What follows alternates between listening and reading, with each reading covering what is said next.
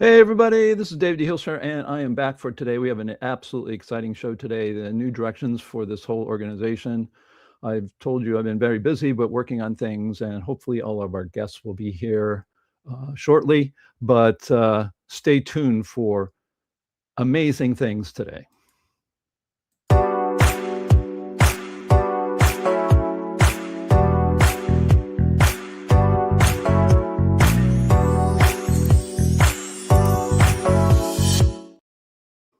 Hey everybody, it's David de Hilster. I am the president of the CNPS, and today we're going to be having some speakers talking about some bold and new directions for our group. And I'm very excited to have these people. We've been organizing the last couple of months and talking to each other, but in reality, we've been working on these kinds of things, many of us, for much more than that. But today, the presentation is going to be by myself. I'm president of CNPS. I'm also the host of the Dissident Science YouTube channel. We'll be hearing from Matt Stroul, a future producer and host of the Dissident Science podcast. And Greg Volk will be talking about the Natural Philosophy Institute, which is going to be a newer direction for us. And of course, we have one more person, as we announced, Dr. John Reed, who is a supporter of the MPS and is a person who is looking for funding. So, wow, I've got these slides. I've not used these slides. But before we go on, I do want to thank very much Conceptual Systems and Amnon Myers. He has been my best friend since 1990. He and I work in the area of, artificial intelligence and natural language processing. And we have a small company called Conceptual Systems. He's the CEO of it. And he has graciously given us the server on which we have all of our websites. And that is a lot, because before that was costing us $700 to $800 a year. That sounds like a lot, but of course per month it isn't too bad. But this is a dedicated server. He has also been paying for, specifically for me, to use a Pro Claude account, which is really just a force multiplier for programming, for summarization, and those kinds of things. And I've been using that quite a bit. It's not super cheap per month, but he is doing that. We have our own work with NLP++. So that's been, something that we must thank him for as well. He is also the co-creator of the NLP++ programming language. He and I came up with starting in 1998, and it's actually starting to get legs. People are starting to pay attention to it because of the large language models are probabilistic and hallucinate. Our technology does neither, and it does natural language processing, one input, one output. So starting to actually use that in industry a little bit. And we have, of course, 3 decades. He has 3 decades, more than that, actually, 4 decades of natural language processing, McDonnell Douglas, TRW, UC Irvine, AI Lab, etc. So we do want to thank him, because it basically has been donating some time and money, actually, to the who's been keeping the Saturday morning sessions going. Of course, want to thank so much Ian Cohen, who has hosted. Now, be careful. He's hosted 33, meaning that's how many he has actually been the host of, with other people talking. That's quite amazing to do that, because he is to do that's not easy. You got to take on people and ideas that maybe you're not so familiar with, be cordial with them. And of course, he has been much more than that, but he is named on 129 sessions in total. So it's probably these counts. I got them from Claude. I said, go out and count these things for me. And it could be that it's much more, but 129 sessions altogether. Without him, really the NPA really wouldn't be active the way it has been. And of course, Roger Anderton has made 59 sessions, and tied with Franklin Hugh as well as most of anybody. They've been named in 241 sessions. session pages. We'll talk about that. And everyone else has presented different speakers, 159 different speakers, 726 people have appeared across sessions in the CNPS over the years. And of course, none of these people get any, they're not part of a committee or honorarium, but I do want to, again, thank them. We do have 669 recorded sessions, every one since 2019 onward. We actually have that now in our Wikipedia, and we'll be talking about that. Today's CNPS basically centers around and revolves around the Saturday morning sessions.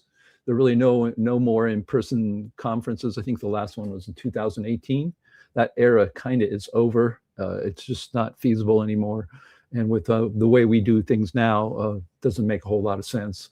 Membership is not growing. It is keeping, in the sense of paying and membership dues, we're doing okay. We're financially stable, but we're really not growing. We're shrinking. To give you an idea, our email list for probably about 2 years ago was over 1,000. It's now down to 634. A lot of it's attrition. People are actually, we're losing people because a lot of the people in the CNPS are older. We've lost quite a lot of people over the years. And so that's kind of the state of where we are now. We're entirely run on volunteers, and it's hard to get really new people involved.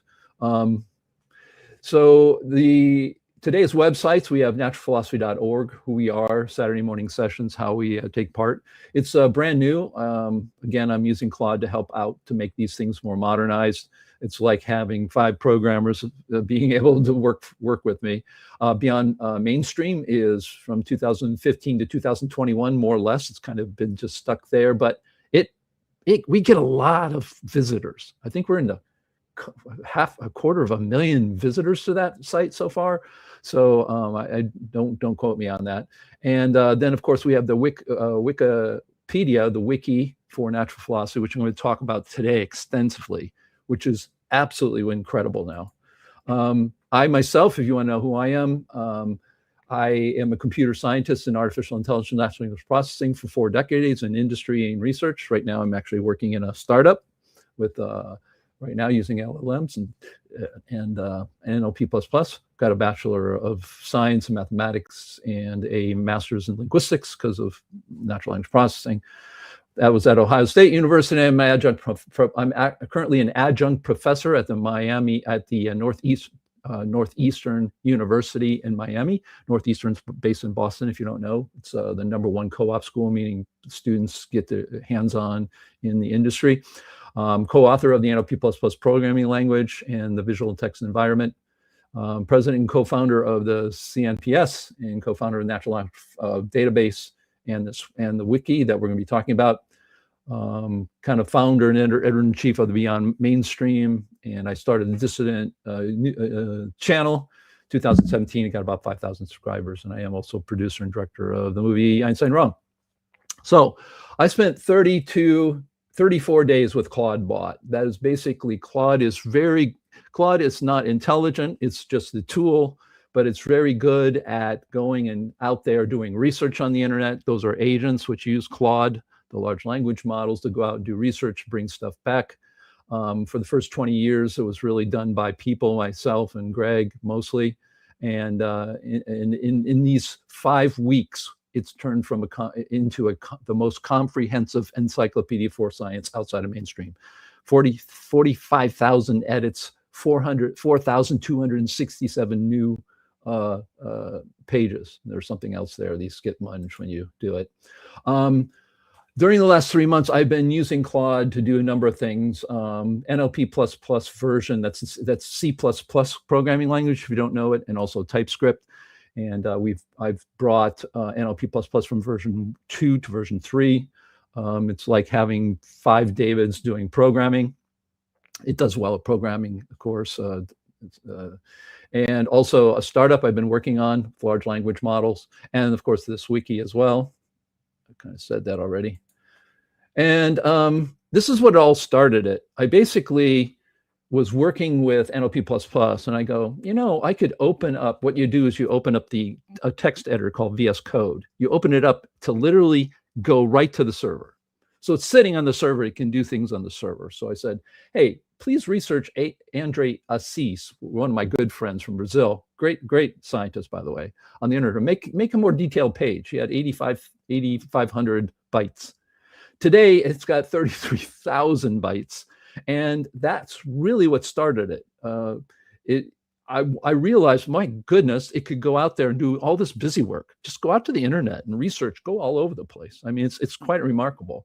And so I thought, well, while I am programming, I have literally sometimes 5 or 6 Claudes working at the same time. So I go over to the one Claude and have it work on the Wiktionary, Wikipedia. So there are now 13,209 pages, average of 3,500 bytes. There are 4,584 articles that are under 1K that are kind of smaller. And the revisions we've had since 2016, there was only there was 27,000 revisions. It was really built once in the late 2000s. There were some like 2,600 revisions during the 9 years. That sounds like a lot, but a lot of it's automatic from the Wiktionary, Wikipedia itself. And it kind of it also rotted, meaning there's a lot of stuff in there that was broken and things like that. So over the 34 days, Claude Bot, guided by me, has made 45,000 edits. It's created the 4,200 pages. It's touched 99.4% of the pages. That sounds like almost impossible, but you'll see it's not. It can do quite a lot, especially with Python. And we are up 61% in this from what we had before. It really is stunning. We also have 17 scheduled jobs that are working. Let's see, things I actually typed. Oh, it says right there, 1,847 things I typed into Claude to be able to do this. So I've been working. It's guiding it for quite a while. This gives you an idea of how much we worked on the Wikipedia, and that gives you an idea. These seem like a lot. No, these are like 200, 300 edits, folks. Looks over here. It's quite a lot. So it's amazing how much we did. 4 things that it generally does well at: large language models. I am an expert, one of the foremost experts in natural language processing in the world, especially with deterministic stuff. It's very good at programming and mathematics. Why? Because programming and mathematics are perfect languages. They're not like human language. Human language is what we call an open language. It's very good at programming mathematics. So they're just patterns. And people say, oh, it's intelligent. No. And the reason it's finding proofs in mathematics is it's just trying a gajillion things because it's good at pattern matching. That's what it does. It's a probabilistic pattern match. And because mathematics is a language that's a closed language, it can do well. It can do well at programming. It does well at research. It can go out and get stuff. It does good at summarizing. Why? Because summarizing means you take a lot and make it less details. And of course, probability is and if Claude were to, or any large language model would be constantly writing its own text and then training on its own text, they have done this. And I think in, I don't know, 19 loops, it ends up saying only 3 words because it just is constantly making it more generic. So yeah, it's not intelligent, never was, never will be, can never be, but it is very useful. And of course, how long it's going to last, we don't know. I'm pretty sure OpenAI, if you don't believe me, research is probably going to go under. Claude may, Anthropic may survive of all of them. Right now, we're doing some reading of papers. That's pretty interesting. I actually have it over here. I'm going to type in here. I'm going to say next batch. And it's literally going, and right now it's going to go and do research on the next 4 articles, because we have 1,100 papers with links to papers, and I have it write an 1,800 word summary of it, and they're very good. I've checked them. The summary, large language models do very good at summary. So that's what we're doing. We're running on that. Biographies as well. I've had to go through and make these more, how do you say, if you look at the scientists, I think we have, what, 5,000 scientists now in here, the ones that have a bigger biography, that are trying to make them easier and more, how do you say, more standardized. So we're doing that. Let's see, turning videos back into, this is really interesting. I said, hey, Claude, you can go out and get the transcripts for all of our videos and videos from other channels that I deemed in this area. And it can go and get that information and, look at that and look at the transcript. I'm going to show you something after this presentation of last week's talk, which already has a wiki page and has a summary of what went on. And I wasn't even there because I've been just working so hard. I haven't seen it. So all of these sessions we've done are now have been, how do you say, summarized and cataloged in the wiki. The other thing we did, it's just so much we've done. It's amazing. I said, hey, while we're at it, let's go and look at Jean de Clément's worldwide list of dissident scientists. And there's actually, 2,137 pages of it. And I said, go through all of that and check. Well, it turns out that 2,093 of the people in that had a page. And we also had then, it's now up to 2,500 because Claude can go and do stuff and look at those things. There are 5,221 names that we have not been able to identify by going out and doing research. 450 of them, however, we have recovered. So it's quite amazing, the busy work that we can do. In the last 20 years, what's happened is Greg and I brought into I took, in 2016, I took these papers, books, and scientists. I made an NLP++ converter to make them into wiki pages. And then I populated the wiki. That's the way I did it. But I didn't do events, attendance, abstracts, presentations, and even things that we now have. So during this time, I went through, I'm sorry. Yeah, during this time, we did the world list of dissident scientists is now firm and strong inside of our wiki. You can go to literally a page of all the scientists that were ever listed in that. So we have taken Jean Clément's and been able to, one of the biggest things Greg and I want to do is to make sure we preserve all this stuff. Incredible stuff. I said I needed new info boxes. I wanted one for events. We didn't have one. I wanted one for a talk. People give talks. We should be able to have a page for that talk. Did it, made it. We now have 327 events, 695 talk pages. And and we have 21 templates in total. Templates are when you go to the page and has a little info box there. So our catalog has really become a graph. If you go to a paper and you go to a section it was read at, and then the conference, and then everybody who attended the conference and their papers, all that stuff is in there. Thanks to Greg, Volk, and myself working by hand for years and years, cataloging this into the old database system.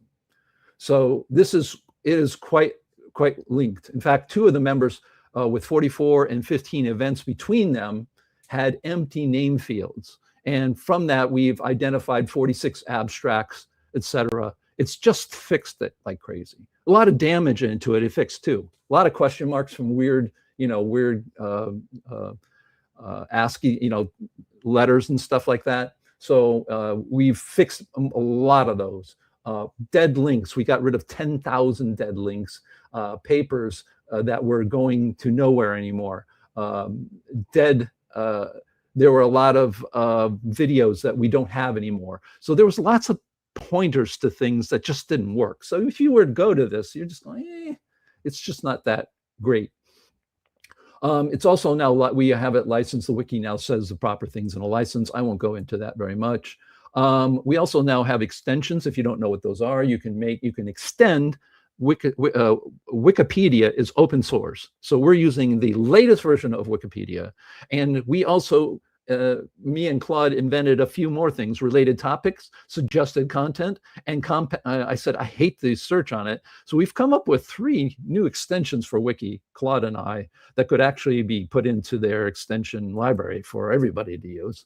The front door and the load, there are 2 things that was, our homepage was just, you know, Wiktionary homepage is, Wikipedia homepage can be very boring. So I worked with Claude on doing some really great things to make that page really be attractive to people.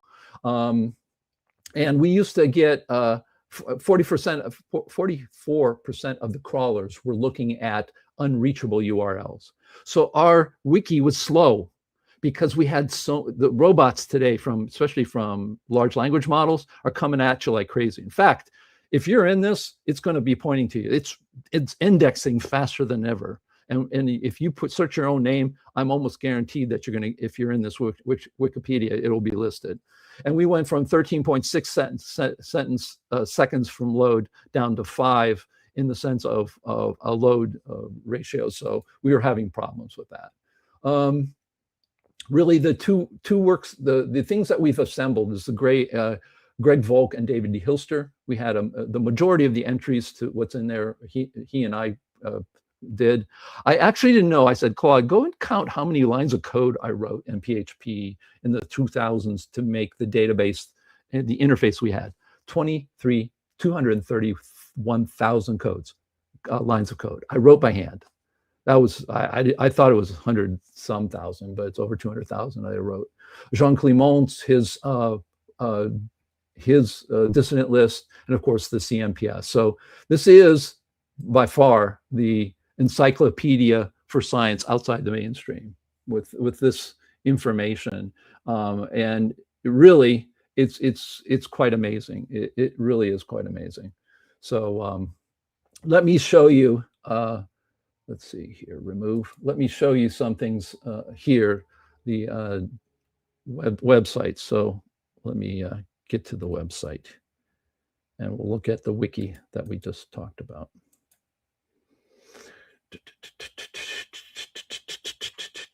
How do I share? Right here. Okay, share screen. Yeah, I've been using this for a while. Wiki window. No. Natural language wiki. Hello.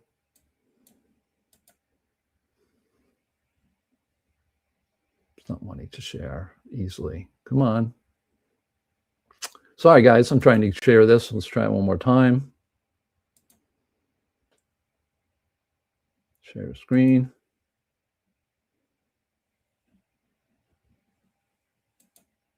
Okay, I'll just do window.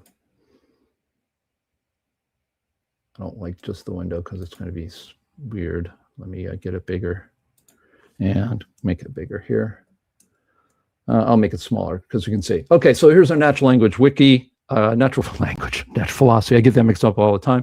It says here, welcome to the Natural Philosophy Wiki, a repository of scientific information that includes viable alternative to consensus-driven science. It is only outside the mainstream where you will find the next revolutions in science. It says here that 11,000 pages and growing. The last 30 days, we've had 1,200 pages. First thing I did was put up these big questions. These big questions come from what we do. There are 61 of them. They rotate every day. So when a person comes here, different or do the contents of the Earth, are they smaller?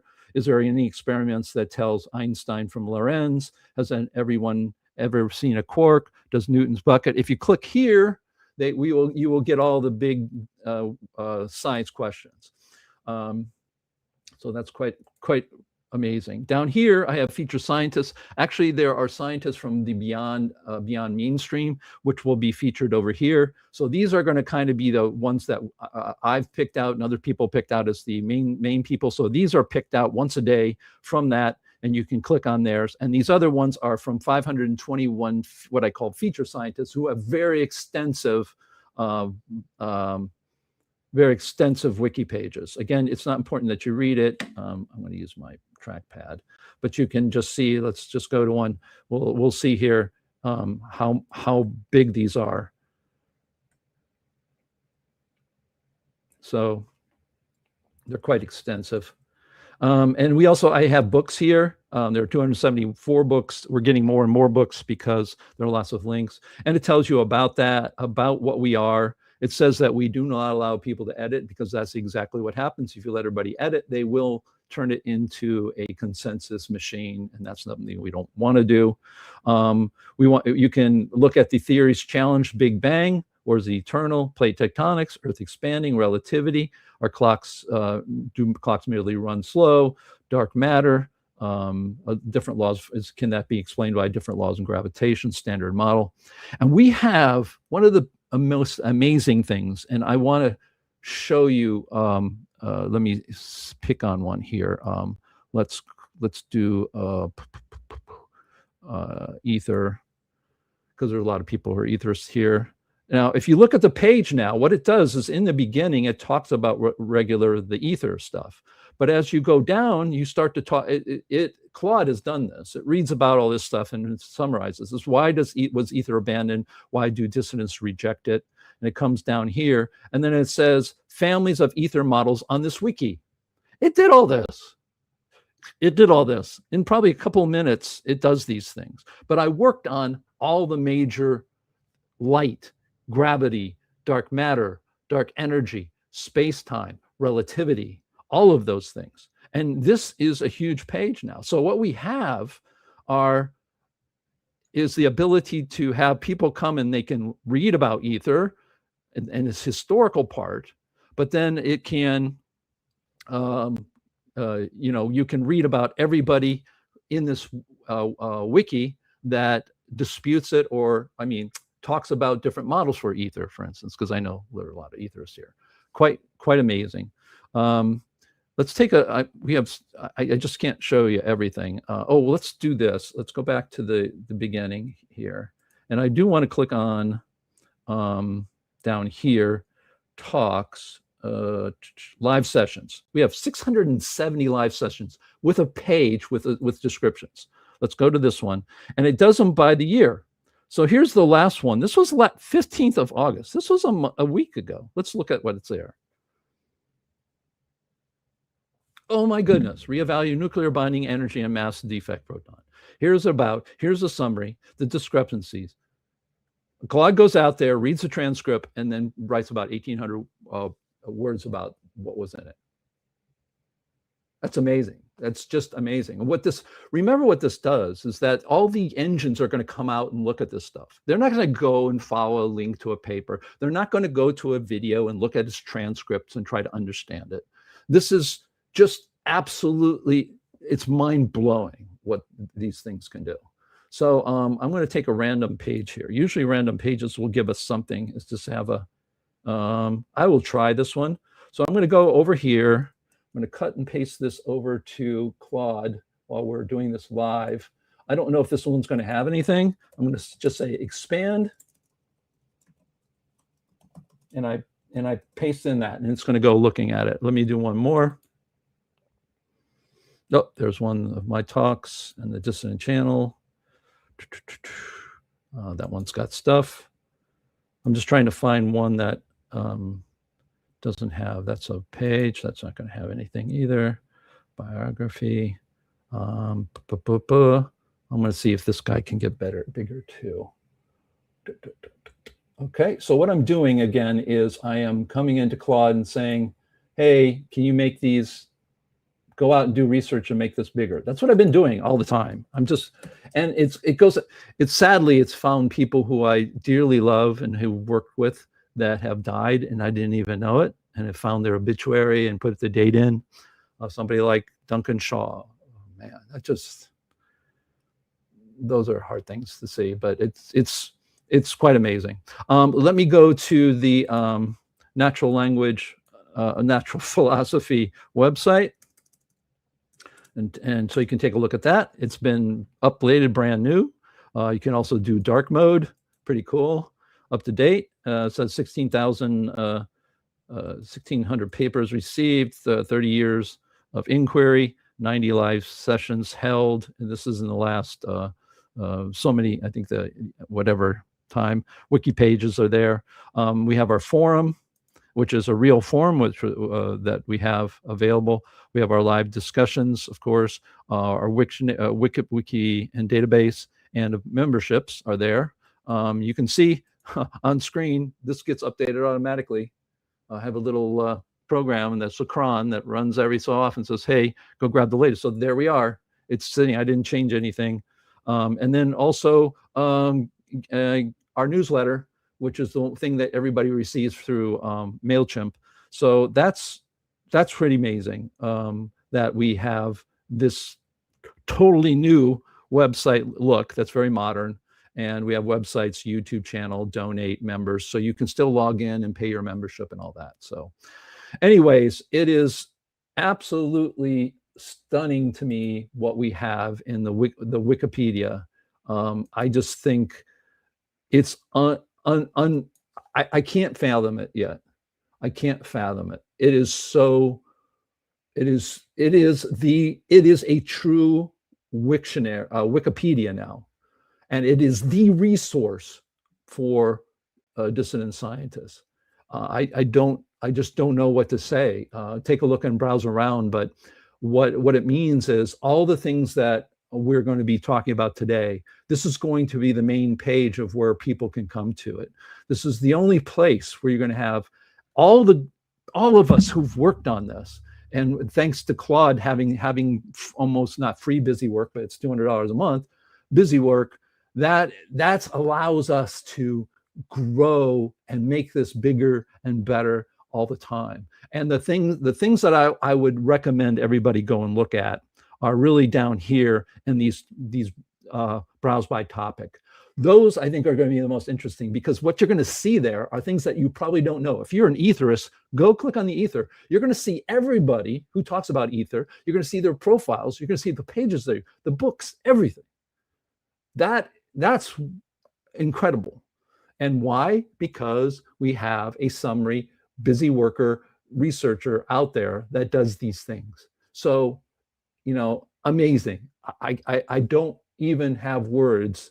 I still am speechless to take a look at this. And if you come to this web page and you've never been here before, and you see some of these big questions of the day, which change every day, it's quite amazing. And of course, Claude has this up and running. This is us running our own version on our own server, the Wikimedia stuff. So, okay, so let's see here, remove.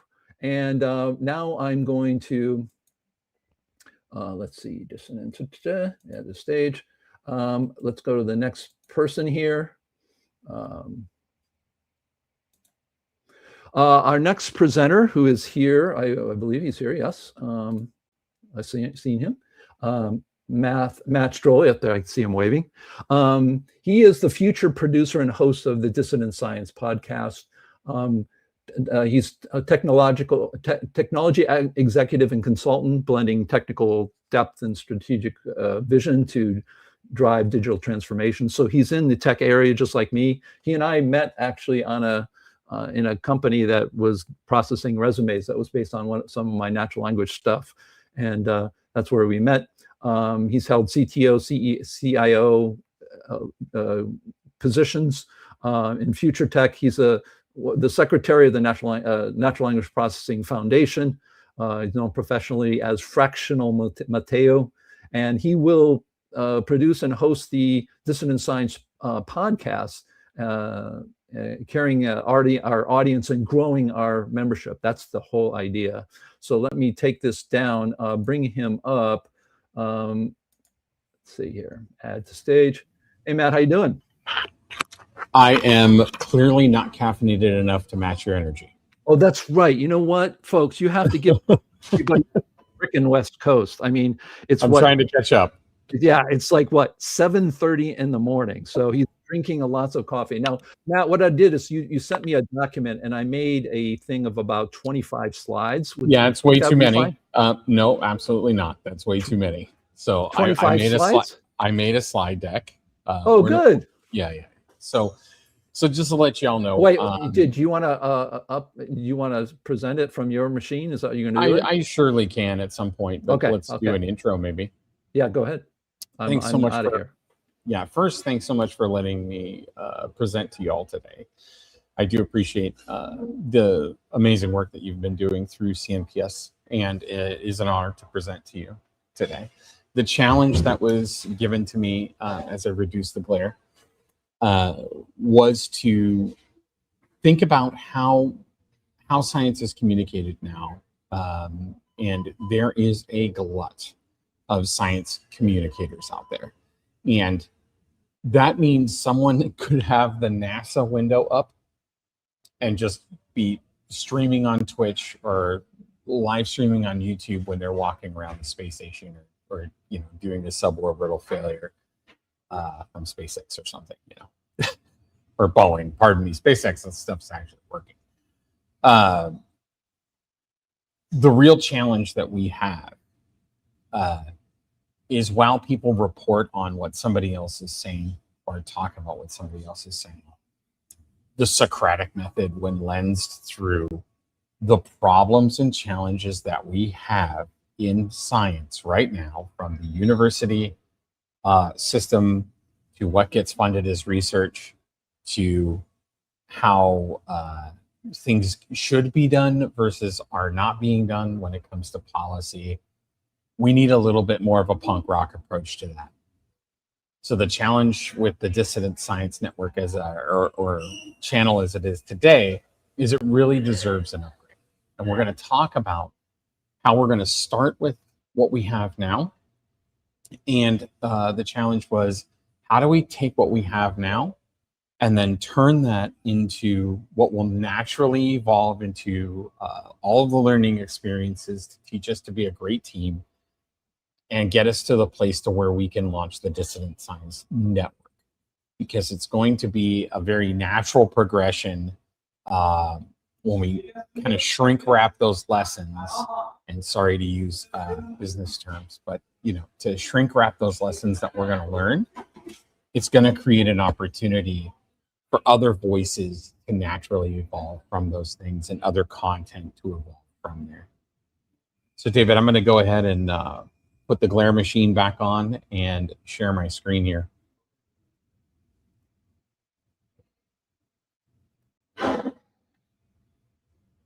Maybe or not. All right, here we go. You got it? I'm trying. All right, so what you should be seeing is the mini slides on the left. We don't see anything yet. We don't see anything. Okay. You have to share. Did you click share? I did. Maybe the stream is just taking a moment. The StreamYard is sharing a window, so just let me know when that's coming up. Anything yet?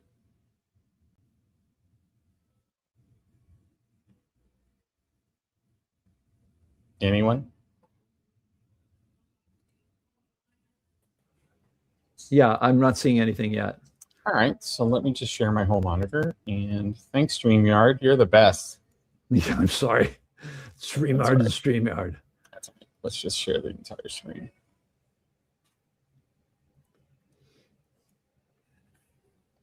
So we should see a nested view now. Oh, you know what it was? No, you can go ahead and share the way you want it. It was my fault. Go ahead. Sorry about this, folks. This is why I will be the producer of the show. I know, exactly. I'm totally teasing. Exactly. I'm totally teasing. Holy cow. No problem. Exactly. No problem. Totally teasing. I mean, come on. We've known each other for decades. Oh, of course. Absolutely. Okay. So it turns out that becomes, and Ian's probably sitting there going, you dummy. I even knew that. I mean, okay, so now I'm sharing. Okay, let's see if that works now. Yay.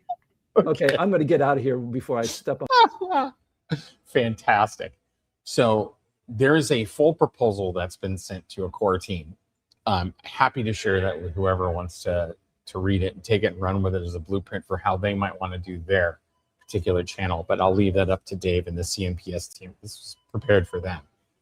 This is the distillation of that and the breakdown of that. Dave, anybody else live on the call, please break in and ask any questions as we proceed. I can no longer see the YouTube chat, so chat, If you're on there, just throw those questions up and we'll have Dave toss them at me. We can always do an AMA. What I'll do is I'll throw them up if I see them. Okay. Sure. I can do that. I'm not totally helpless.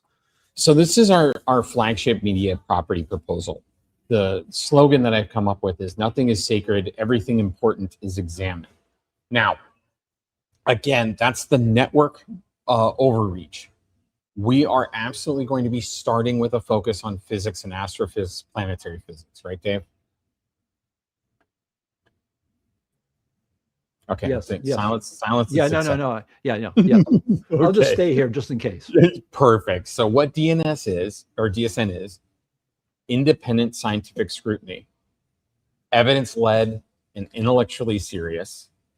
We need it to be accessible, and we don't want to flatten complexity. We don't want to be a Joe Brogan, or we don't want to browbeat people, PhDs, and editorially, we need to be disciplined as well as correctable. We need to be open and flawed. Vulnerable, I think, is the current term. We're not going to do conspiracy content, grievance, or anti-institution theater. Listen, I'm going to say this right now. If we're pissed at you, you've earned it. And we're going to focus like laser beams on you, and we're going to start tearing you apart with this evidence-led intellectual methodology.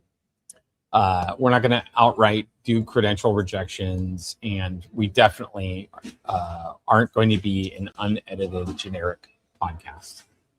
The goal of this is consensus and dissent. They both face the same standard. So why now? What's the opportunity? Well, 58% of people's news and information is consumed via a podcast. 57% of anyone on the internet has actually watched a podcast. And right now there's over 1 billion viewers of podcast content on YouTube alone.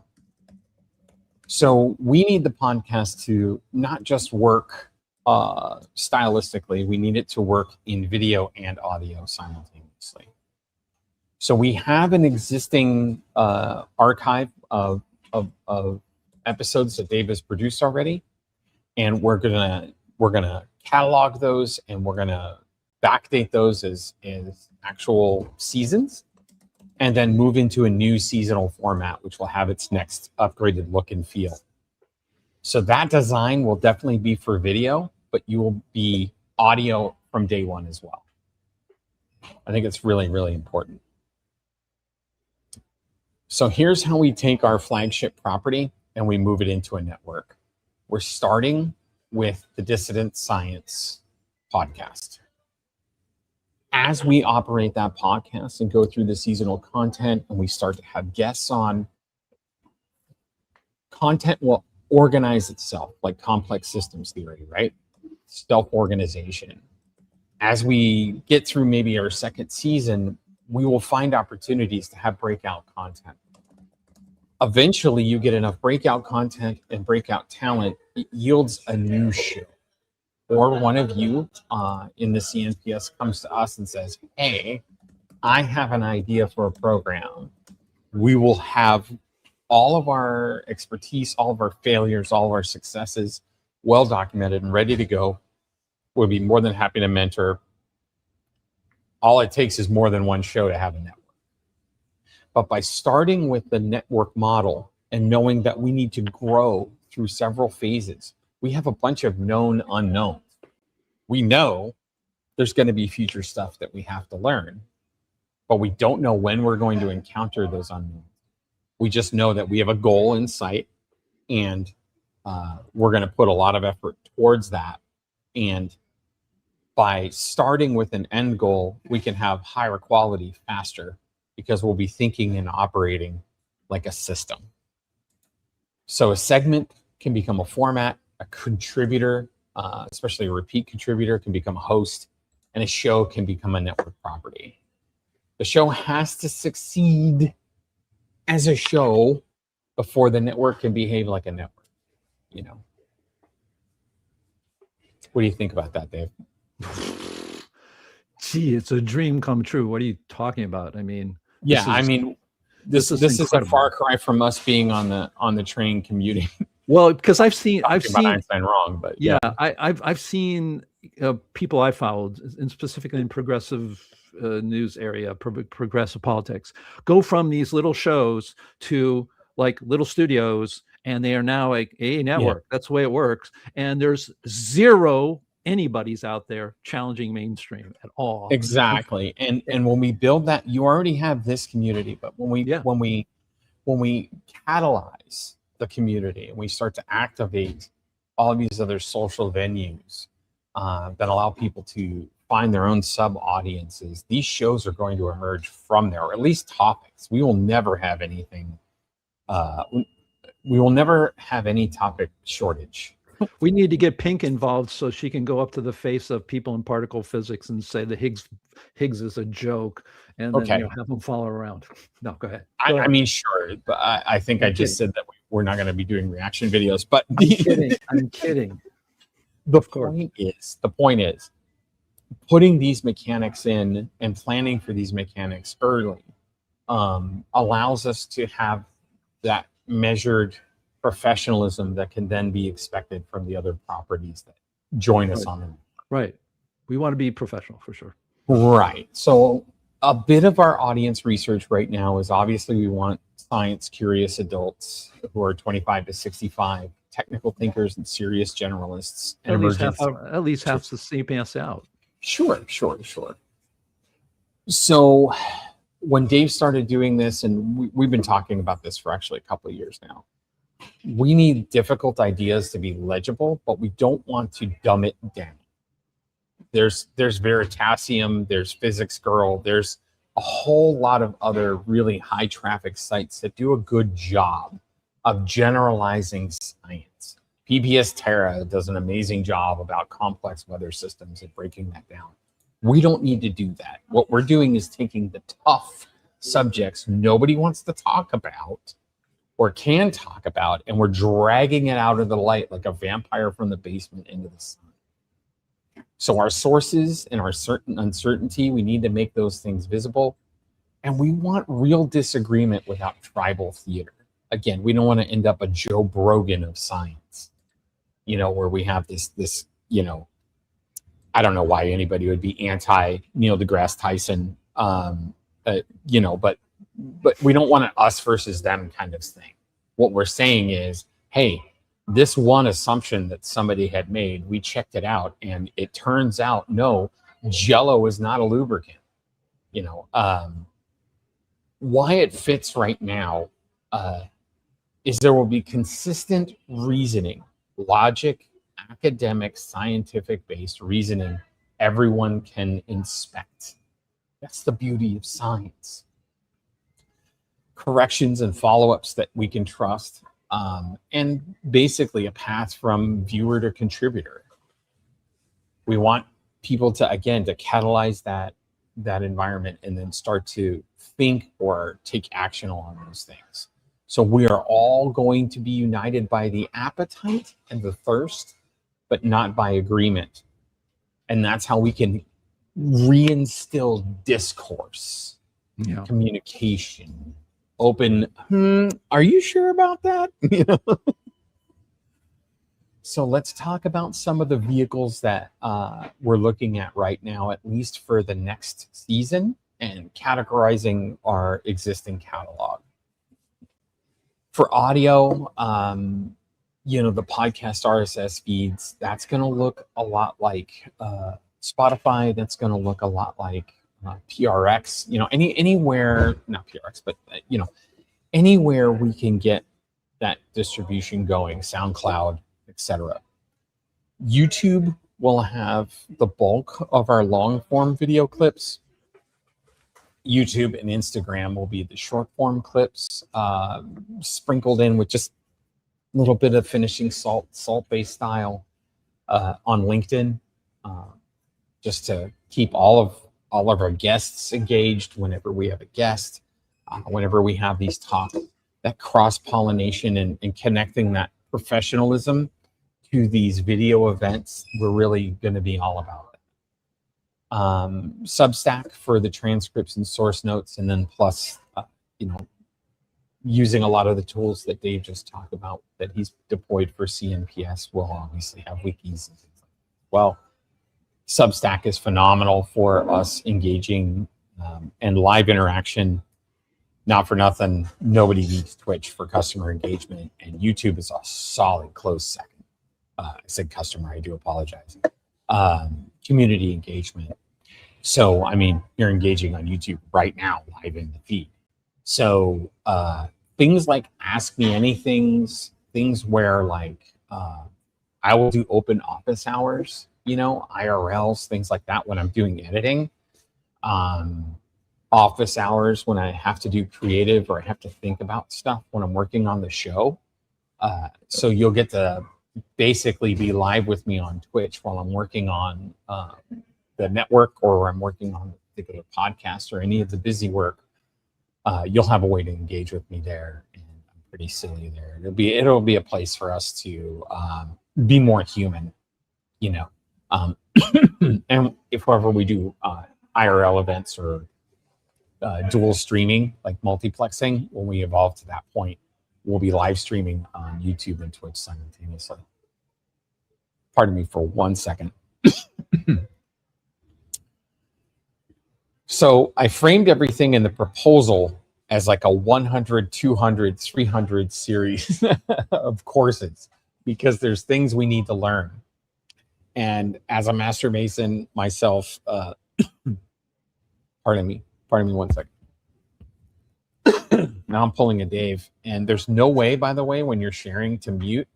Thanks again, Stream Labs. Yes, there is. Yes, there is. Oh, great. Well, I'll need to figure that out. So Don't worry about it. Learning, there's some vulnerability. So our 100 series academic platform, our 100, 101, 102, this is our apprentice level.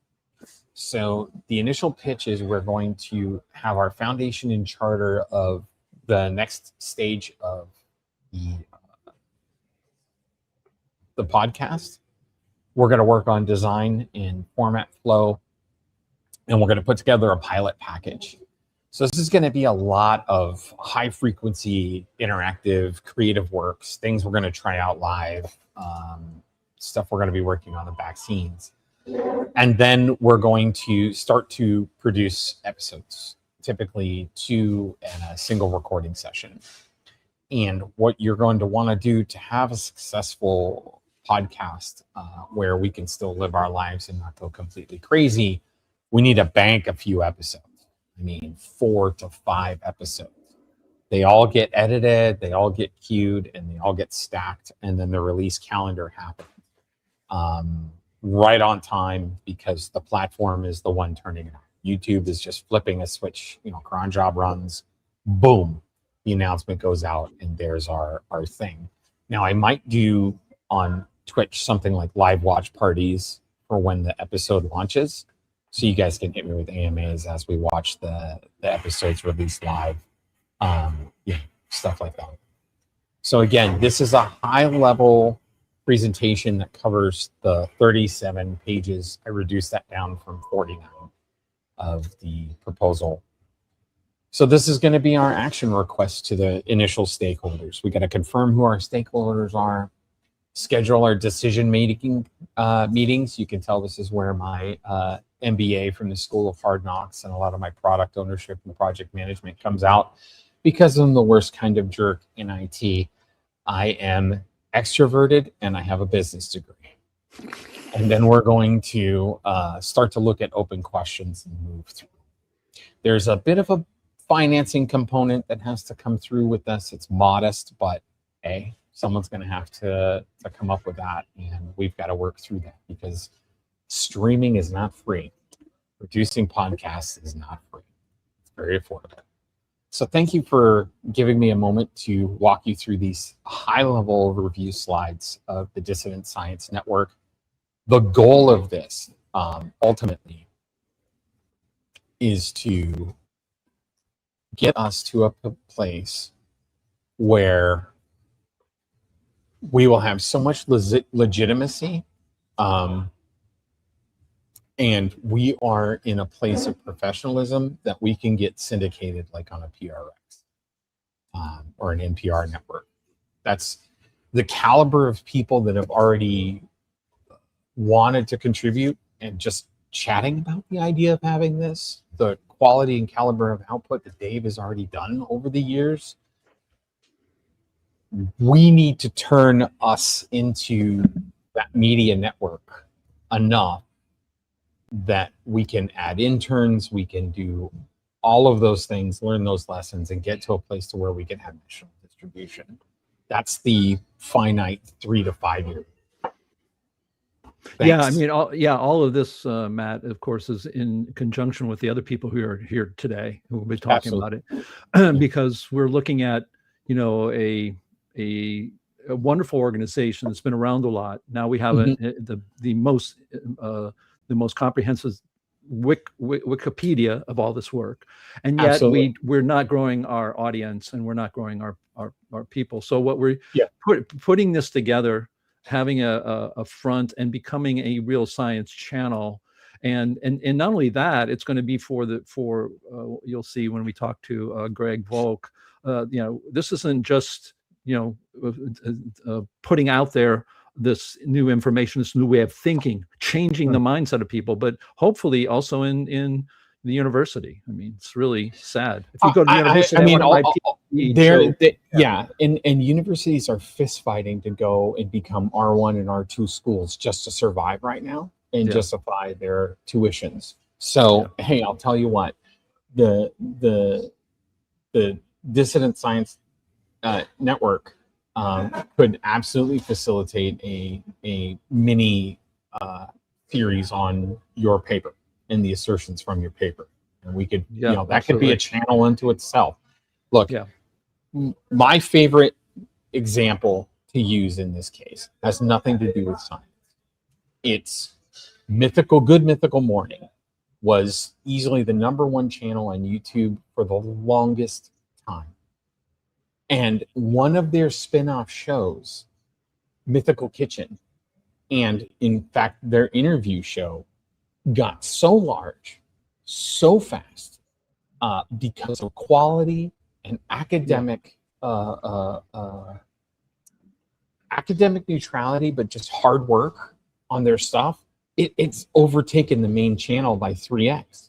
So there is no telling, once we learn how to do this, what the future is going to hold, as long as we build this framework architecture. So thanks again for challenging me. It's been 2 weeks. It took 2 weeks, and I've only put together an entire business plan. So come on. I'm sorry it took that long. I know. We'll forgive you. But before we go, I thought this was an interesting thing. It was because Matt and I have been talking this for a long time. Because Matt is a great personality. For you don't understand, Matt is a great personality. He's very good at humor, the whole thing. So this is going to be good. Always having two people is better. So I'm going to play something I made over a year ago with the idea of what we're talking about.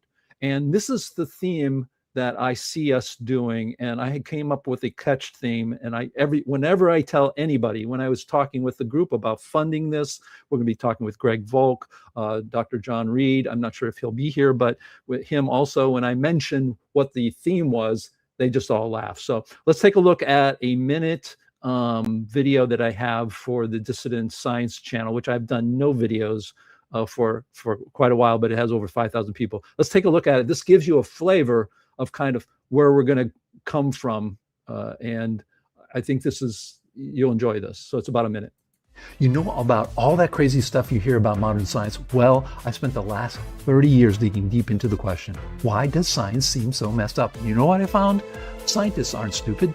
Their theories are. But what's really cool, I found out things that will blow your mind and make you love science again, maybe for the first time in your life. How do I know this? Because all the people who know about my science journey during the last 30 years love talking with me, because I actually have answers to the questions and give them new ideas that really make them think. I can do the same for you.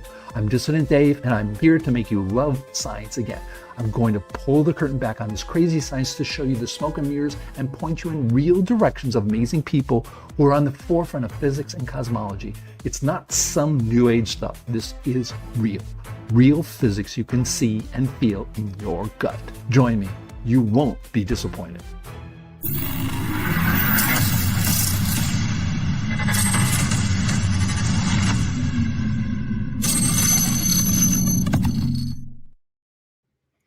So I mean, complete with a Hollywood explosion sound effect.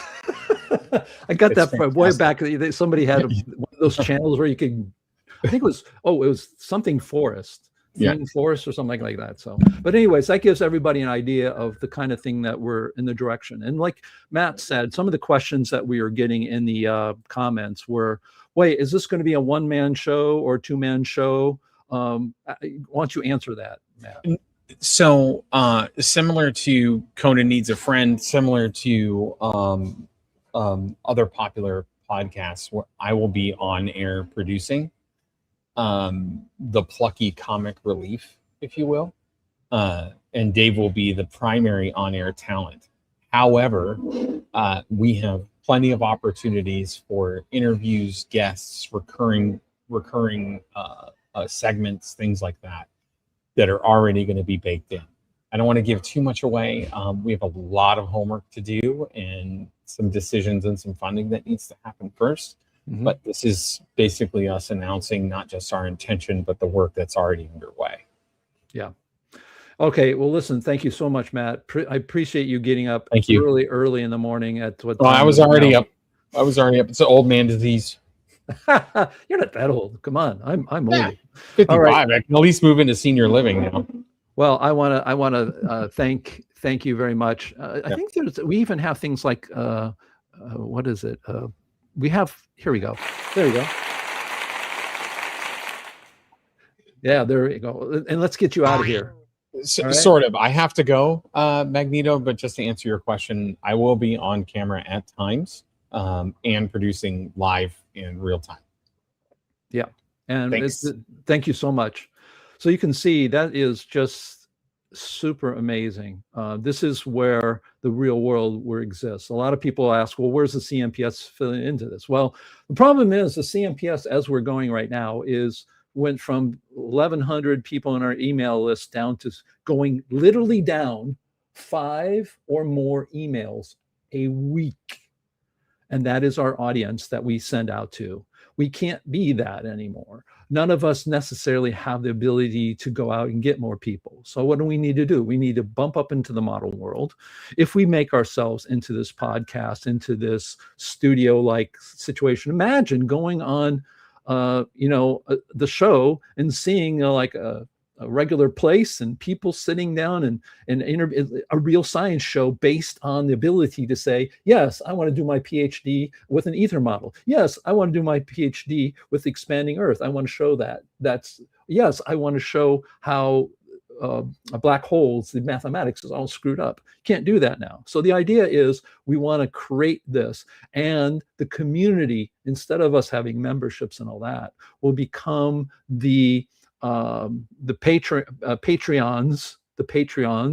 of that channel. So we'll get lots more people than the people that we have here today. The people that we have here today and talk on Saturday mornings are the scientists we're pointing to.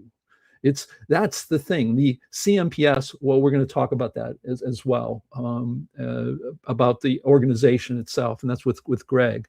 But that's the idea. The idea isn't that like, oh, Dave's taking over and he's going to be a one-man show. No, I don't want to. I don't want to do that. But I do have the ability to communicate, be excited. I've always been an exciting, this is me not on drugs, but regardless, I have that ability. So let's use it to get these people, to talk to people. I'm one of those people who listen. I'm fascinated by somebody's new idea. And I have been spending the last couple decades talking to myself about when people ask me, what do you mean this? What do you mean Einstein's wrong? How do you answer those things? What are the way you talk to these people? And when I go to today, we're having people over, and I have a friend. The moment he walks right to me, he starts asking me science questions because I've been around you folks. I've been around us to be able to answer with real answers, and that's the kind of thing we want to bring to it. So I believe we have Greg Volk. Hopefully he's still around, and I'll tell you. Let me get Greg Volk his background here. I do have a slide for him. And so, yeah, he's an electrical engineer, an entrepreneur, and independent researcher in fundamental physics. He went to Stanford from 1979 to 1984. That's a slightly good school. Electrical engineering alongside the entire core undergrad physics curriculum. He was the president of the MPA. He's a vice president of the CNPS because, vice presidents don't have to do anything. So he's good at that too. No, I'm kidding. I know widely for his circulated catalog of unexplained assumptions in modern physics, and works on the Mach's principle in matter-based and the Toyota ring models in matter. Made a majority of the entries in the natural philosopher database. And he's been doing work since then and probably has the biggest collection of real paper of dissident work sitting in somewhere. I have no idea actually where. So let me bring him up here.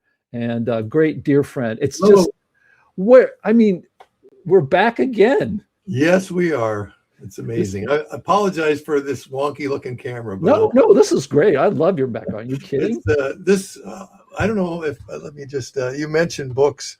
This is a sampling of some of my physics books back here. You can't even see most of it there. I don't know. It gives you an idea. This room is, there's a lot of books in here that are one of a kind, or if they're not one of a kind, you're not going to get them even at,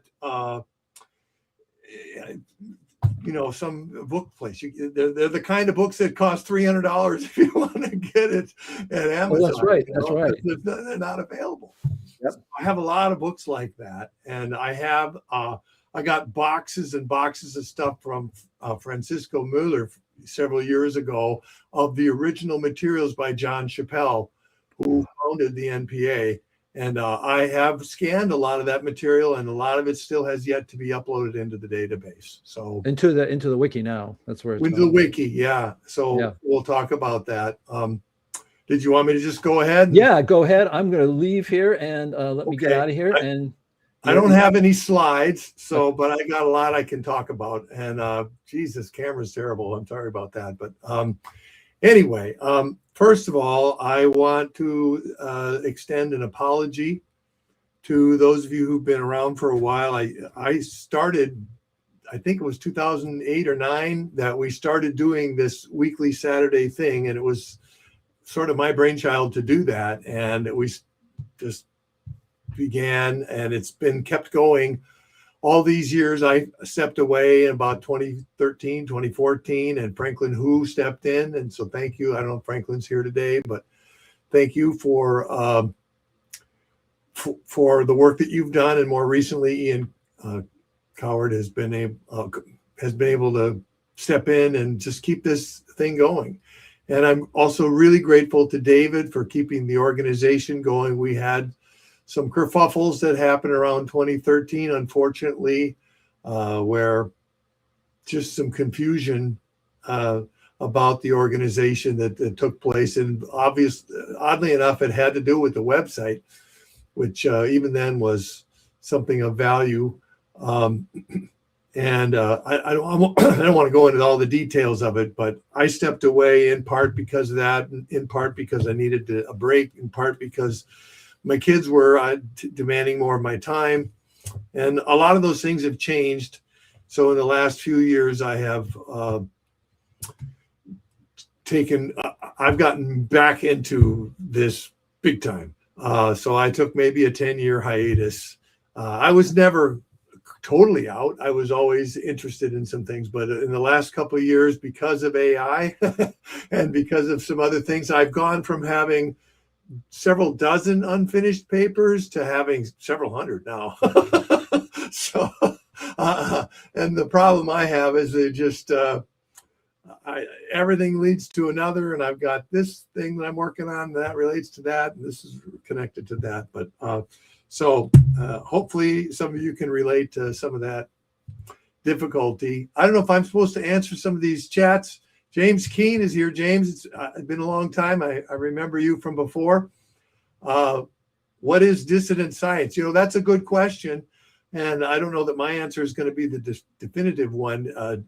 David said that this website is going to be the premier place worldwide for alternative science or dissident science.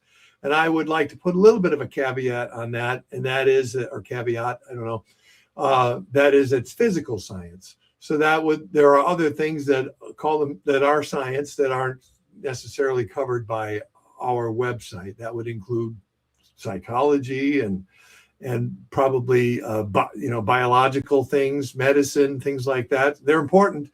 They're just not what we're focused on. We're focused on the whoever said that. Thank you. It is good to be back.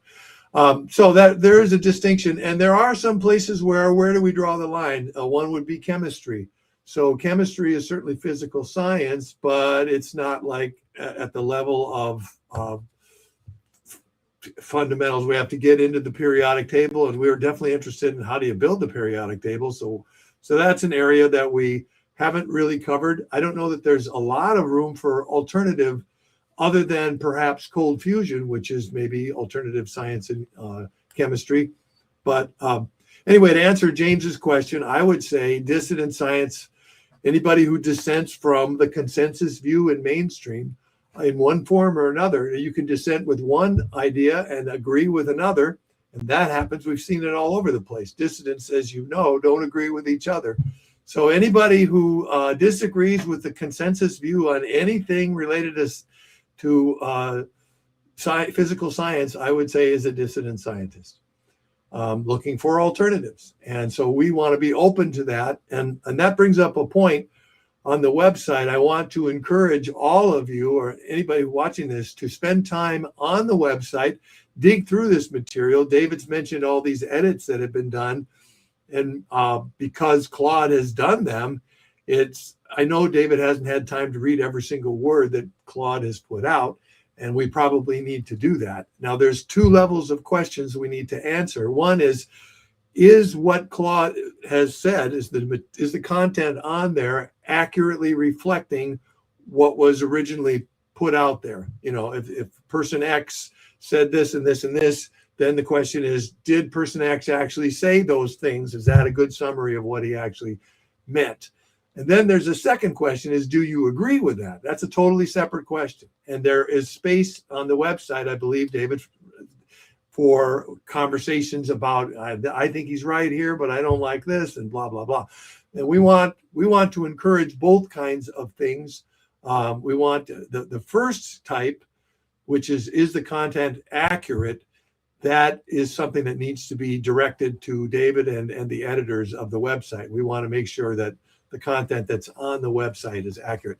And also, I just want to say that the work that David and I started 20 some years ago, it's bearing fruit now, it feels like, and that's really exciting. It was always my intention, my heart, from the beginning, that there's so many people who have come and gone. Many of them are no longer with us, who have contributed in a way, and they maybe wrote a couple of books. They might have written several papers, and then nobody followed through with it. Nobody ever sent any money to anything with all of this stuff. So it's easy for that stuff to get lost.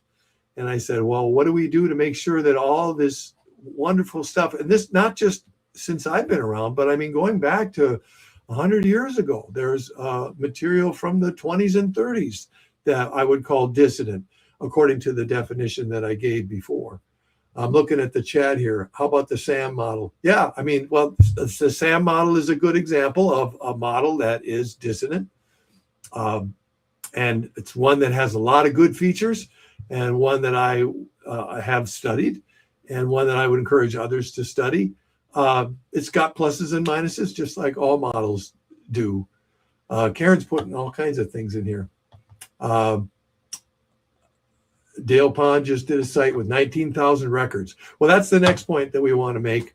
Dale Pond is a good example of what we're about. We are not in the least interested in taking credit for Dale Pond's work. We want to elevate Dale Pond's work, and not just Dale Pond, but there are many, many others who have contributed in ways beyond just writing papers and books themselves, but they have organized material of others. And Dale Pond is a real good example of that. We want to be able to catalog all of the things that are on his website and point to his website, or copy the things from there, always with attribution. And so that's the goal, so that they could come to our site and find all the things that Dale Pond has cataloged, plus all the things from other sources as well. So that's the goal, is we want to catalog all of that. Another example is John Reed, who we've met with recently, who is going to be, who has several 100,000 articles and items that need to be cataloged and uploaded.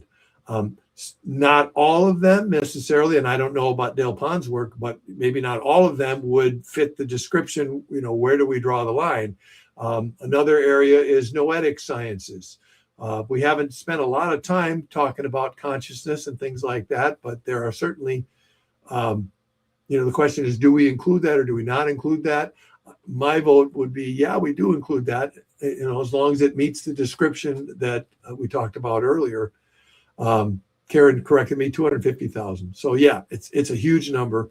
Another area would be there was a website that was developed years ago by a man named Sterling Allen, who unfortunately is now in prison, but his website is called PezWiki, and it has a lot of stuff on inventions and areas of new energy. I like to call it open energy, as opposed to free energy, which means that we're looking for systems which are open to the environment and inviting participation from the environment to, in some way, perhaps multiply the efforts, get over unity, things like that. I don't want to get too far down the road, other than to say that PezWiki site documents all of this kind of stuff. And we want to incorporate and revive all of that work, that hard work that Sterling Allen put in decades ago. Another example would be Walter Babin, who has cataloged a lot of material that some of it's an overlap with what we have in the current Wikipedia. By the way, we want to call it the NPW, the Natural Philosophy Wiki, which I'll get to that in a little bit. We're going to have the NP, all sorts of other things would be the goal in this. And yes, Karen mentioned Rex Research. I was getting to that. Rex Research is another one. Now, that's still active. And Donald Nelson, I believe is his name. And he's getting to be in his upper 70s.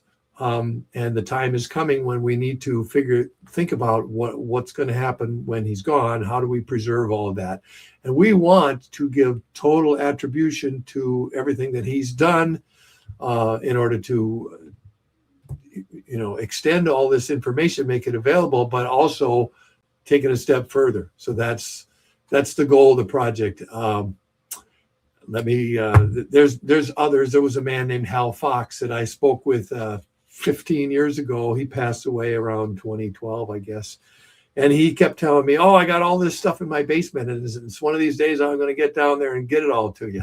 And then he passed away, and we never got all that stuff. And we know of other repositories of stuff that are all over the place, and it is our goal to try to accumulate as much of this as possible and make it all available. And we'd like this, the NPW, to be the first place one would go to find all this kind of information. And it's not, all of this stuff is sort of built in organically, as how else would it build? I mean, this is what people see the need, and they fill it. And there was a lot of self-starters among us. So, and I'm one of them. And I have to be honest, I heard Matt talking about this proposal he put out. I didn't know that was coming. So that's pretty cool. That's like, there's a whole nother area that we need to try to target. What Matt may not be aware is that I've got my sort of a vision about how this might go. Karen Elkins is on board, and she's got her visions of what we want to try to fund, and all these different kinds of organizations. So I'm saying that we need to just combine our efforts. Not that we want to restrict anyone. We want to encourage self-starters because that's what we all are. But at the same time, we don't want to be stepping over each other and interfering with each other and confusing the outside world. So that's part of the goal too. So James Keene says the goal is to accumulate stuff. And yeah, that's basically it. We want to be the best, the biggest stuff accumulator there is. And that would include not only things in the US, but things all over the world. We know very well that research in things like cold fusion and some of these other sciences are being funded by governments in places like Russia and Japan and India. And we've had some of those people speak on our shows before. And so we're grateful for that kind of stuff, but we want to incorporate that into this. This is a world science database. That's what we used to call it. But I like the NP Wiki. And let me give you my vision, at least on that.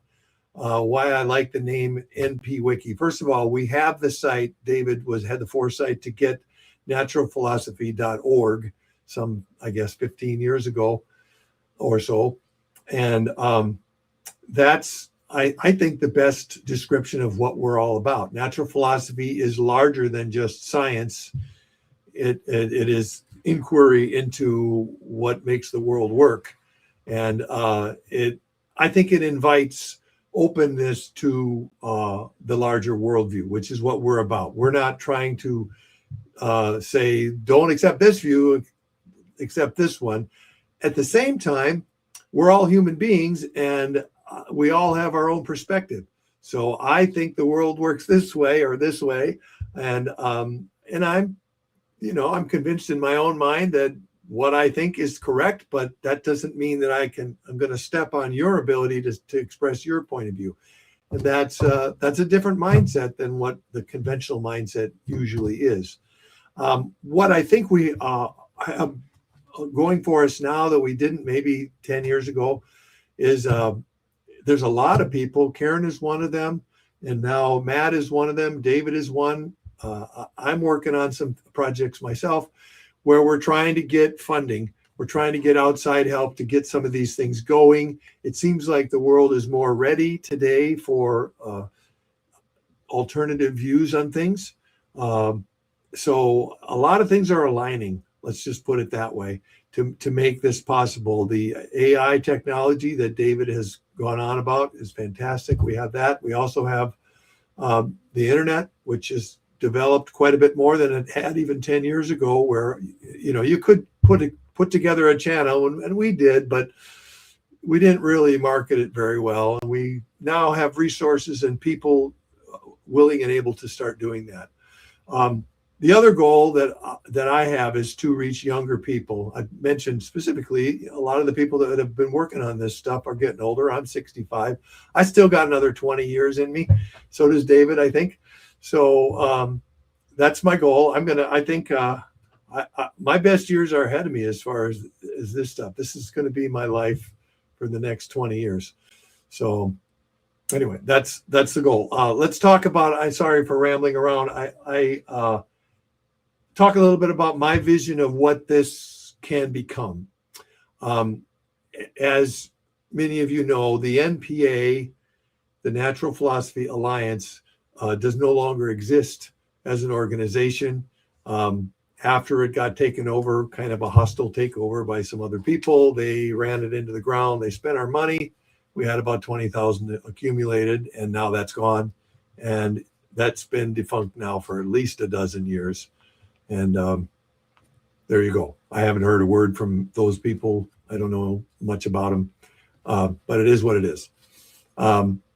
Then David formed the Chappelle Natural Philosophy Society, the CNPS, which is what we still have today. And the truth is that from a legal standpoint, that was let go in 2020. And so there's no longer an organization, a structure, and we need to form a new one. The reason is we want to be able to attract donors.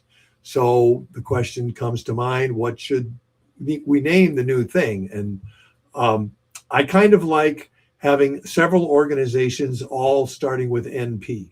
So the name that was proposed, and I don't know if it's okay for me to talk about this, David, but one name that was proposed, can I go ahead? Okay, good. All right, was the NPI, which is the Natural Philosophy Institute. And I kind of like that name. It's got a nice ring to it. It rolls off the tongue like the NPA. Look, a logo in the corner. There we go. Yeah. So, I'm not, we're going to move on it pretty quickly. The goal, I think, is I'm going to set up a corporation here in Minnesota where I live and call it the NPI. And we will go ahead and get 501c3 status with it, which will take some time and doing and all that. But that's the plan. And that'll be like the umbrella organization. Then the NPW is the Natural Philosophy Wiki, the thing that David spent all this time talking about. And that will be the primary resource that'll be the first place to go to research anything having to do with any of these topics. But in addition to that, we've got several other things that could fall under it, and they'll all have NP something. So here's my list. And again, this is open to debate and suggestion. This is not a one-man show. And if everybody likes this, then we'll move ahead with it. But this is my thoughts anyway. We'd like to have NPU, which is online courses. The only downside to that is PU sounds like it smells, but what I like the NP University idea, and that would be the place to do that. Now, what Matt was talking about was a little bit like NPU. I don't know what NPU actually is going to be. I'll come back a little bit later to my own idea. I'm thinking about putting together a channel of highly edited, high production value videos, kind of like a Mathologer or what was some of the other channels that were mentioned. 3 Blue 1 Brown's another example. And I want to be able to present my own work, but also the work of other people in the NPA and at Tesla Tech and some of these other places that they just don't have the ability to put together really high production value videos. So that's what I'm working on. I'm looking at, my goal is to have maybe a dozen videos in the can and a website and the whole thing, all the structure put into place, all my papers and a couple of books that I'm writing, all of that in place when I launch maybe a year from now. That's what I'm looking at doing. I'm very excited about it. I got so much material. I got over 100 videos worth of material, all original material. And I'll be doing things like Don Burdell's work. I'll be talking about Carl Littman's circles. I'll be talking about, obviously, Common Sense Science, Bill Lucas, and some of the things like he does. A lot of my own stuff. I'll be talking about Marco Rodin's things. I'll be talking about Terrence Howard's stuff. A lot of stuff. Charlie Zeiss is another one. Anyway, that's my goal with this channel, to be doing that. I'm thinking that could be part of NPU. And maybe what Matt's doing could be part of that too. Like I said, I don't want to rein in anybody. I just want to hopefully coordinate our efforts so that we're not going off in 16 different directions and operating futilely. But anyway, hats off to Matt. I really like him, David. I hadn't met him before, and I still haven't met him, but it sounds like he's going to be awesome. Well, one of the things I could say here, Greg, is that what we have is a person like Matt who knows how to get us to the place to have a channel, right, so that you would have your own part of that. I mean, why do we need to duplicate that? Anything that you need to do, one of the things he said is like, oh, we've got, Fridays or Thursdays or Tuesdays, Greg Volk, and he talks about this. And right, it's going to be, the way I look at it is it can become a science network. You have the Discovery Channel, stuff like that. Sure. I mean, it sounds bizarre, but no one's doing that. The idea that you can't go to a university and challenge mainstream with real legitimate stuff. I mean, this is, and the other thing too is you and I know this, we are at a time where people are questioning everything. I mean, sure, if you're a Republican or a Democrat, right, nobody believes anything anybody's saying anymore. And so the time is really right where people are not going to say, oh, these guys, what are you talking about? I mean, right, that was 25 years ago. That's not today. not today. So I think the idea there is what we need to do is look at who's good at funding, you're getting, for instance, one of the things you were talking about was getting the nonprofit. Why do we do that? Why do we need to do that? So we can get funders. So we can get funding. Yeah. We have Matt's going to has a proposal. It's not that much. And John Reed says he knows some people that, Yep. that would look. So we all have to find where that is, because we can't do it all anyways. Right. I mean, no, there's no more one-man shows. That's not going to happen. So anybody that's worried about that, I don't want to run a one-man show, and neither does David. No. We're trying to. In fact, that's part of my dream. I do have I'm trying to get funding for a couple of guys. Kian is not here today because he's busy with Tesla Tech. I'll talk about that a little bit later. But I want to be able to get funding for him so that he can be an assistant for me with making these videos, and also help with the website, help David. And then I would like to bring on a couple of other people. John Arthur Fiala is another one. And if we can build a team of these kinds of people, I want funding for that. So that'll be part of what we're doing.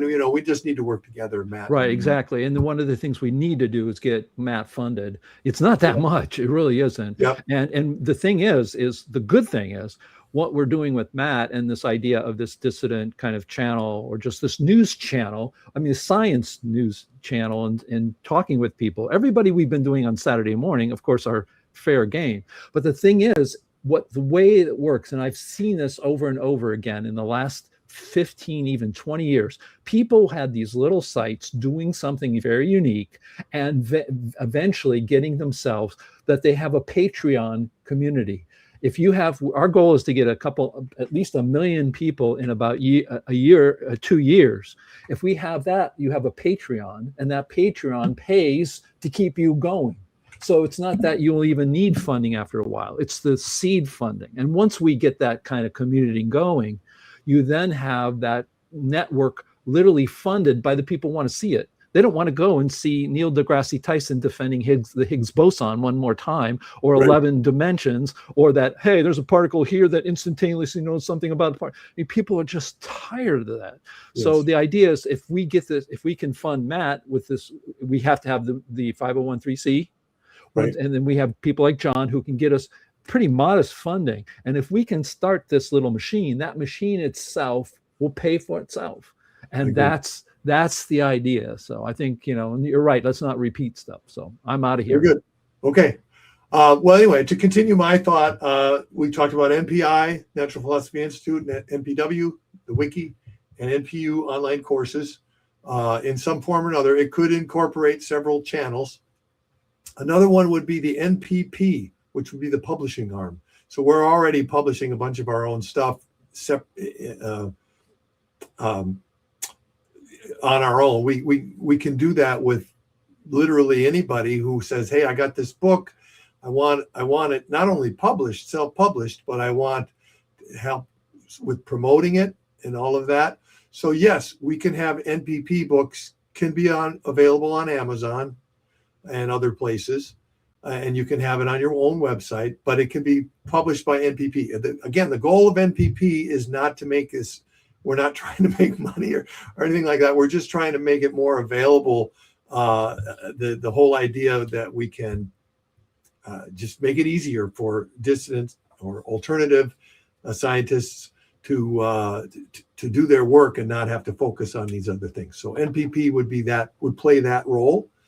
And then another would be the NPM, which would be the Natural Philosophy Museum. Now, Karen Elkins already has a vision for her idea for a museum, and it may or may not be the same thing. But one of the things that we have done in the past, David, is we've had these science fair kind of things after our conferences. We used to do that years ago. Some of you may remember. And wouldn't it be cool if we had like a permanent displays of all of that kind of stuff, plus the kinds of things that Karen is talking about? I don't know. Where would we locate it? That's something in the future. But my Karen is here. I believe Karen's. I think Karen's here. Would she come Yes, Karen is here. And Karen's probably jumping up and down thinking, well, that's not it. So I don't mean to step on your toes, Karen, and I don't mean to work against you. I was just thinking NPM would be a cool name for that, because it would sort of tie everything together. Well, she's And, there if you want to bring her up. Yeah, we can. I didn't want to, Karen, if you want to come on, I don't You want to have put a your, problem you want with to put that. a thumbs up if you want to come up, Karen? Okay, And she if did. not, I will. She I is. just wanted to go through my list of the NPXs. But if it's up to her.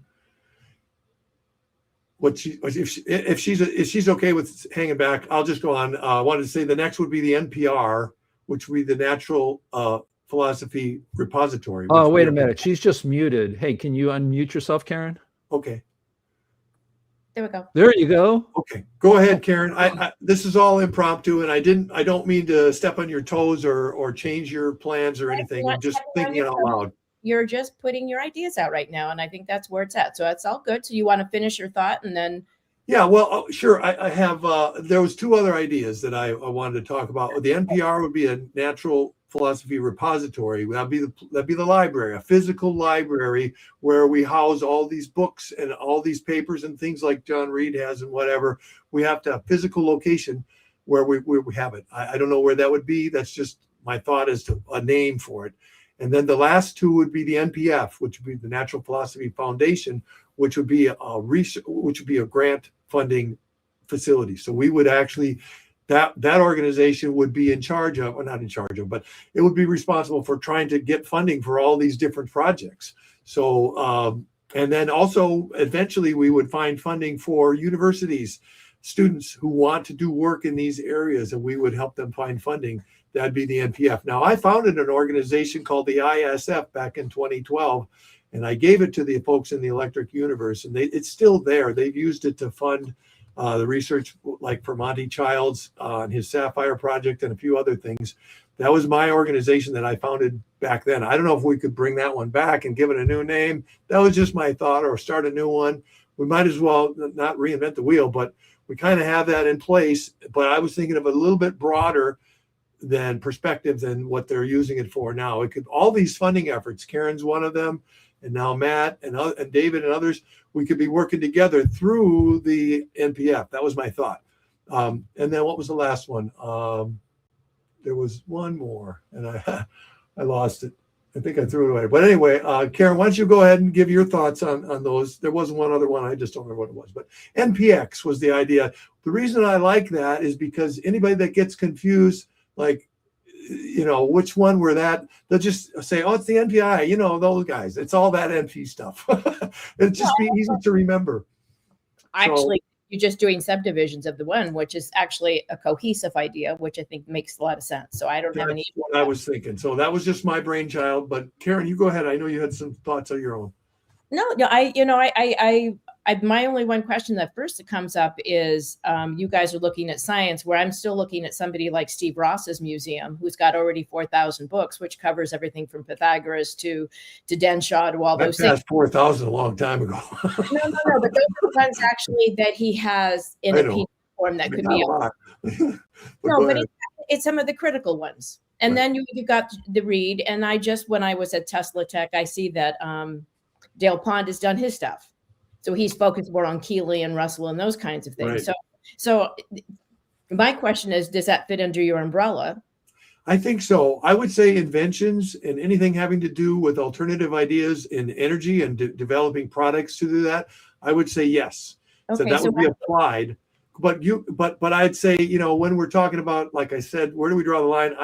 We're like noetic sciences. I would say yes, but maybe others would say no.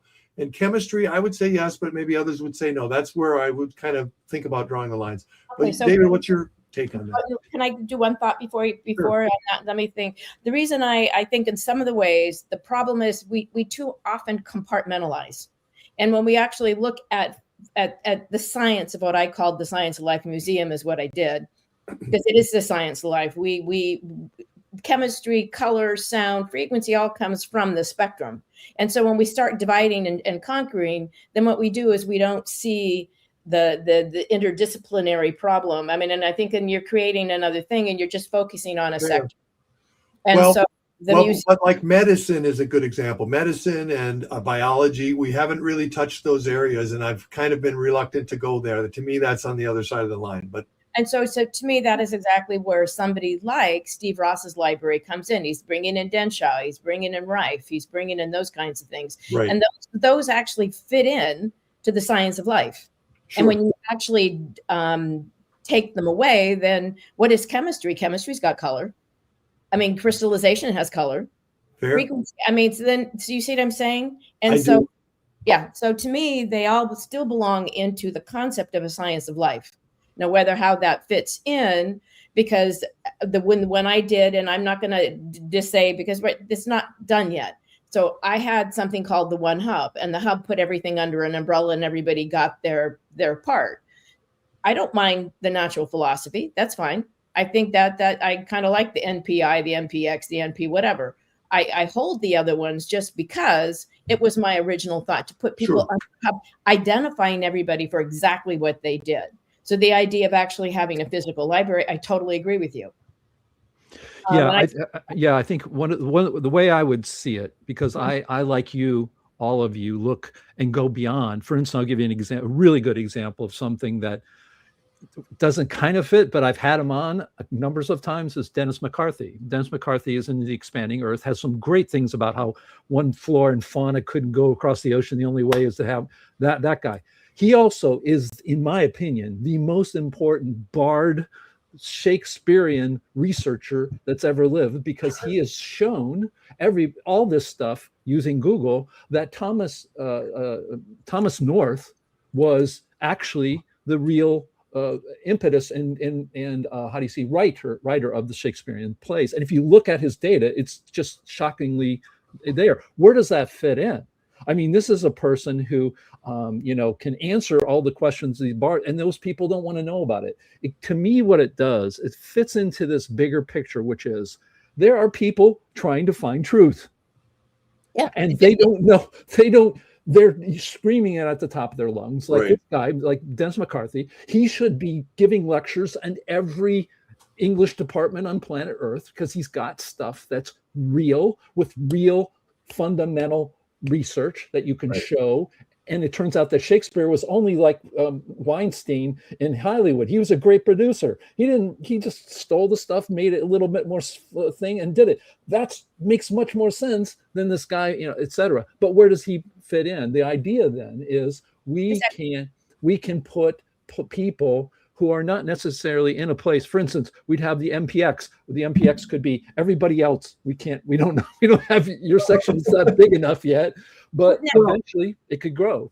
David, wouldn't that just be like earth sciences? And then you can put in the earth sciences. Couldn't you put in something like biomimicry? Because biomimicry is a really valid thing these days. Yeah, and that's what I'm saying. I think we have to go with what Matt is talking about, because if you look at it, let's look at what we're talking about today. We have the ability to take what the dissident science channel, which is just a way to get in to become a network.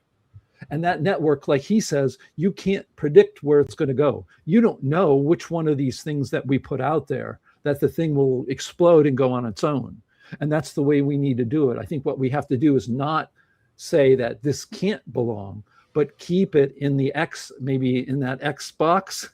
oh my God. You also have a lot of young, but maybe think about, being a network. You have a lot of people. So I was just at Tesla Tech, interviewing all the interviewing and helping Vernon and stuff. So here's the question was, there's a lot of young podcasters that are showing up in places. No reason they can't go under your umbrella. Which actually absolutely. They don't know anything about us. They have no idea who we are. No, and that's okay, but that's a way where we start having conversations. Sure. Right. And that's where their audience brings more to you, and vice versa. And that's where the collaboration, I think, where things begin to have a more generous sort of something. No, I agree. And I think if we look, step back from what all of today is doing, we have now a world class, the most important and biggest Wikipedia for dissident work. And we still have a ton to put in there.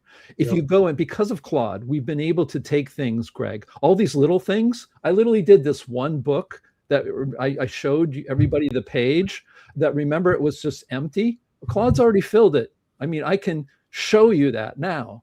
And what we've had is, we're sitting on the encyclopedia of all this kind of work outside of the mainstream. We say physics and all that, but it doesn't mean that it can't grow. And Yeah, so here, David, here's my question. As of late, Claude has not been great. I've been using Claude because Paul recommended it. It was doing great. And in the last couple, what version do you have? I buy the $20 one. I'm on the $200 one. And I will tell you, the difference is humongous. Okay. And you have to remember, I know I've been in natural language processing way before large language models. I know what they're good for. And these models do that top level model is doing great. I've been reading and reading and reading. So no, I don't. In fact, I'm not kidding. I'm not kidding. The $200 model has corrected some of the math it's found in our web pages. Nice. Okay, good. So, all right. You guys can be confident in that. But what I'm saying is, we have the place where you can look up these large language models are. You know what the number one crawling is? They are crawling these things, incessantly. We've got China crawling us. We've got bunches of companies here crawling us. I had a person already in the last 34 days come up and he says, "Oh, you've got all this new stuff on it, but I can't be on it because I'm in this position." He already saw stuff that wasn't there before. So we're good on that. But what I'm saying is that we can use this model of, let's use this MPI, everything's under it. Let's use this network that Matt's trying to build to be literally our, how do you say, news network to the world. Can I offer a perspective? And by the way, Matt just put something in the chat a few minutes ago, and I think he's right. He said, starting with a foci, you can build a core function set. First, you open yourselves up with a mastery of a domain first, and then expand. In other words, Karen, we have already, I think we're pretty dominant in the area of alternative physics outside the mainstream physics, in physical sciences. We're not as strong in these other areas. And I think we need to focus on the areas that we're already strong in and get like really the best there is. And then when we get to that point, then we can say, all right, now let's add biology and medical science to this same umbrella, rather than try to do everything all at once. And it isn't that we don't want to do it or it isn't valuable. That's not the point. The point is we don't want to stretch ourselves so thin that we end up doing a crappy job. That's all. No, and I'm going to say I'm ignorant, so I don't know what it takes. So my apologies on that. So I mean, I really am. No, I mean, you just dump them in. We're all ignorant. It just depends on what we're talking about. I mean, we just put them in and they go into their own categories. You have to label each one. How do you do that? Because I can see what you'd say, let me just do mine. And I'd say, can we just dump them in and it goes to the files? And that could be completely stupid on my part. What are you asking? I'm not sure. When you add things to the wiki, does everything go in one? No. What happens is the wiki is closed. That means we don't have consensus happening there, right? So what we have is reporting. So there's a button there that says suggest content. Let me give you some real examples. The first thing that sent this off the way, and this happened without me even thinking about it. I was using Claude to do programming, things that I like, having a team of 5 people that I could never have. Right. And so I said, hey, I can log into the server. Hey, Claude knows everything about Wikimedia. Hey, Claude, go to the Andrew Assis page. Go do some research on the internet and see what you can do. It more than doubled his page. And then I started doing it more and more. Then what happened is I said, hey, Andre Assis, look at your page now. He goes, holy cow. He sends me emails. You know what I do? I take the email, paste it into Claude and said, hey, Andre said this, go do some of it. He goes, finds it. And he goes, oh, I found the paper. I put it in here. I summed it. Now I put it in here and I've indexed it everywhere. So that's hopefully Claude will not go under. I think it's one of the few AI companies that may stay around. And then, so what it means is if you have something, if any of you are listening now and you have a paper, I've had another person, a guy from Africa who saw it, who I've never seen before. He said, I'm not a researcher. He's now with his whole biography, his paper summarized, links to it. So people can send it to me. I will then let Claude deal with it. I literally let Claude say, hey, write the response to Andre. He writes the response, tells it everything he does. Andre comes back. Okay. Is it easy then or not to add, Dale Pond stuff? This is what he had at the thing. I think we can work on it. Yeah, David? absolutely. In fact, that's one of the things we can do with Kian. Kian.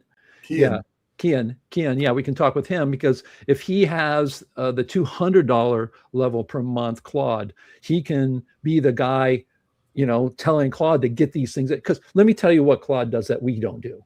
When you put in a paper, and we now have, Claude has indexed everything. If you are on a list somewhere, someone has to go to all the places to do that, all the links, all the places that are relevant, and change it. Claude does that already. Okay, but if he already has a Claude model Dale Pond, does that easily put it into yours? That's what I mean. Absolutely. Yeah, just send it to me. Really Sure. It would easily integrate. Yes, absolutely. And with full accreditation, just to be clear. Yeah, absolutely. And that, by the way, I just point out, John Reed mentioned in a meeting we had a week or so ago that Dale Pond's name in particular came up because Dale has authored some 20 books, I guess. Yeah, and he's got a library as well. Right. So, and Dale, he suggested that we could, if we could sell his books on our site, then, we keep 50%, we send 50% to him, and he'd be fine with that. And we could offer that with everybody, anybody who has something to publish that, if we as a website offer that, that'd be part of the NPP's role, would be to, whatever the sale of books that we do right directly from our website. Obviously, you keep more of it if you do it yourself instead of Amazon, but we could do both and still you don't make any money. Offer a deal like that with all of our authors. Because let's be honest, nobody's ever getting rich selling dissident science books. Absolutely. But why not? What we're about is we can do more it. We can interested do in it. promoting the ideas than in making money. That's the point. We can do it, Greg, because what I'll do is, because I can write the code, I just have Claude says, Claude, let's gin up something that will allow us to do that kind of thing. And so that every page that comes up, you'll have something there. And we just say everything goes to the foundation. The foundation can give a part back to the person, that kind of thing. So. Okay, so the question, should I connect you with Dale Pond? Well, I'm already connected with him, but yeah, I mean, I should have David. Yeah, why don't you give Dale? Yeah, what happens? What'll happen is, David. Yeah, is Kian already doing stuff? I think so. Well, Kian was at the conference. The Tesla Tech conference was last week, by the way. Well, then one of the things what I would suggest, it would be Karen, is what we can do is basically have Kian. I don't work with him. We've already have issues and it doesn't work for me. Okay, so you can work directly with me. I'm an easy guy. Okay. And I do it fast, so. Good. I like that. Everybody here's a doer. Walk So fast, that's I what talk I fast. like. Fast is good. You say something, this should be done. Next thing you know, David did it.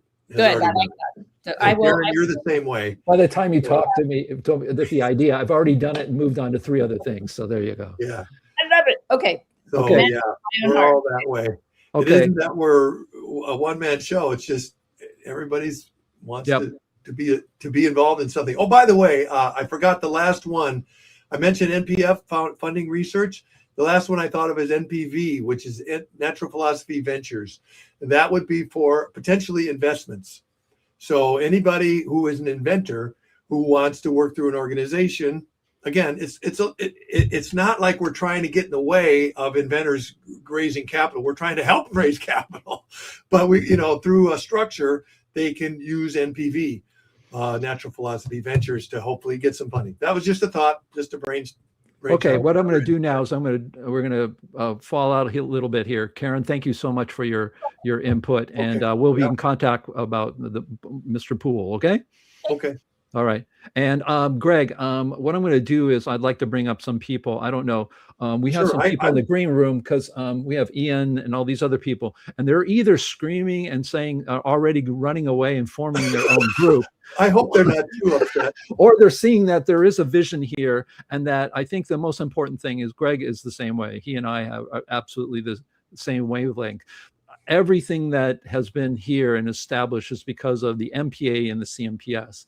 And this will continue, and we're not going to interrupt that. We're not going to usurp it. We're not going to make it a one-man show. None of that. What we do want is to get all the people in the CNPS, as the president right now, which I'd be happy to turn over sometime, is that we want to make more and more people be able to see what everybody is doing. That's really the most important thing. So, and I just echo Denny Allen says, what about prayer? Absolutely. We need to pray about this. I have been praying about this a lot. And my wife lights candles. She has her way of doing stuff, and we do everything we can to get the good vibes and everything you can. I believe that we've gotten this where we are through the Lord just bringing things together, and it's incredible, all the people that want to be part of this, and all we need to do is get together. We're all on the same team, and we know we just need to, we have slightly different ideas about what might happen, and I'm okay with that, but the potential is enormous, though. The one thing we all do recognize, the potential is enormous. We wouldn't be saying MP and whatever letter after that if we didn't think it was potential. All right, Greg, I'm going to let you go now, and thank you so much, everybody. All right, and stay around because I want to bring in some stuff. Ian, thumbs up if you want to come up and give your thoughts, or are you okay? Can I bring you up?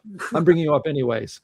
First of all, let me say, I think you're going to be out of a job, which I think is one of the biggest happinesses we could bring to you right now. Yes. By the way, just a slight apology. Within the last 5 minutes, my internet has started to blink. I've been cut out twice, so the sound isn't so good. I hope it remains. No, you're good. So what do you think about all this stuff? Well, it's exceedingly interesting. I must plead that I've come cold to this because I wasn't really privy to the details. That's nobody's fault. But I find it very interesting, and I'm going to give it a lot more thought. Just maybe one point, which I hope isn't too self-serving, with regard to Matt's presentation. I don't know why the audience, the prime audience, would be restricted to 25 to 65. As I say, self-serving, because I wouldn't fit into that. Oh, I know, no, he's talking about. But I do think we should get the younger people as well, David. That's what he's talking about, though. Yeah, bring them in, young and teenagers and so on. That's why he has 25. Yeah, okay. Yeah, much below that, and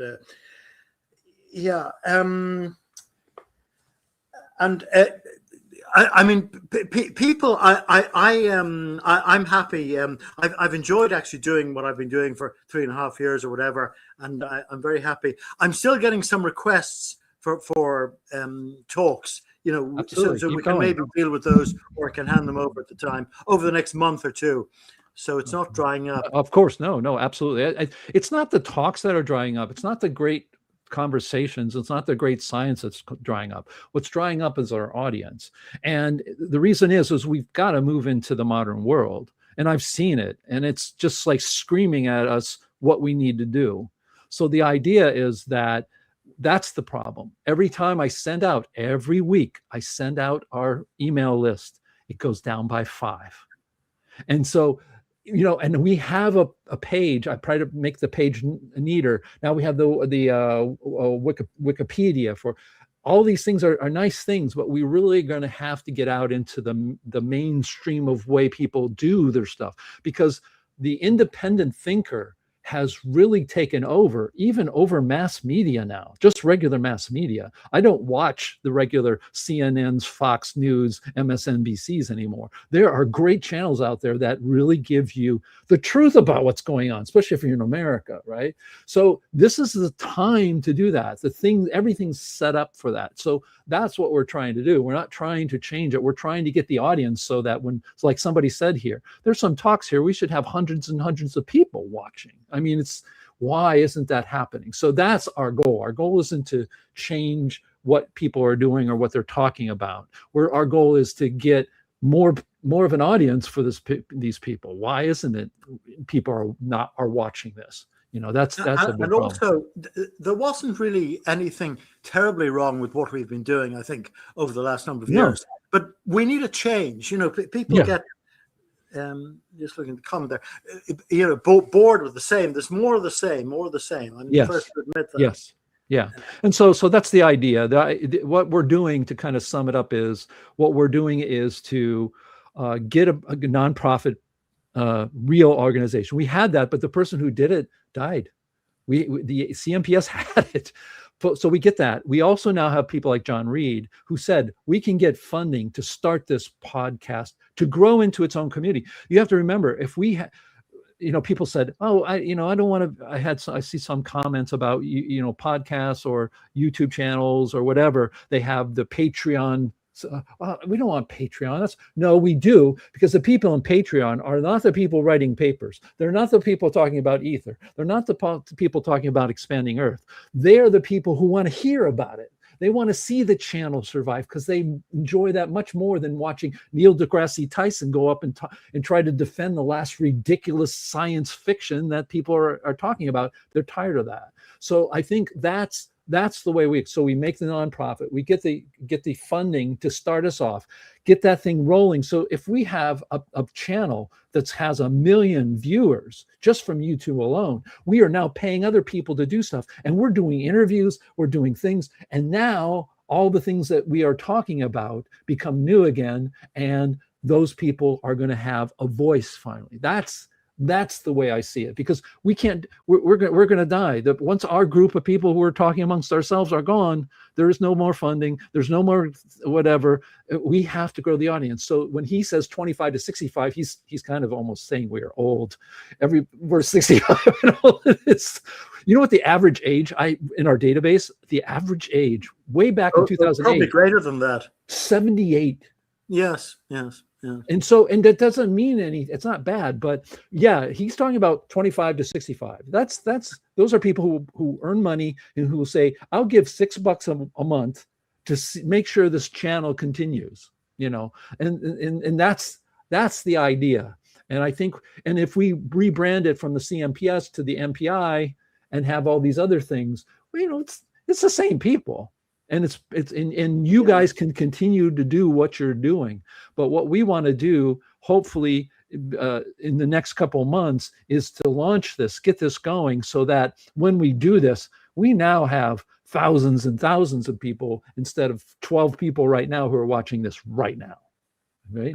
And I think the NPI is actually, on the face of it, more universal. Yes. Because no matter how the contributions made by John Chappelle or whatever, it's a bit like a sort of a latter-day prophet or something like that.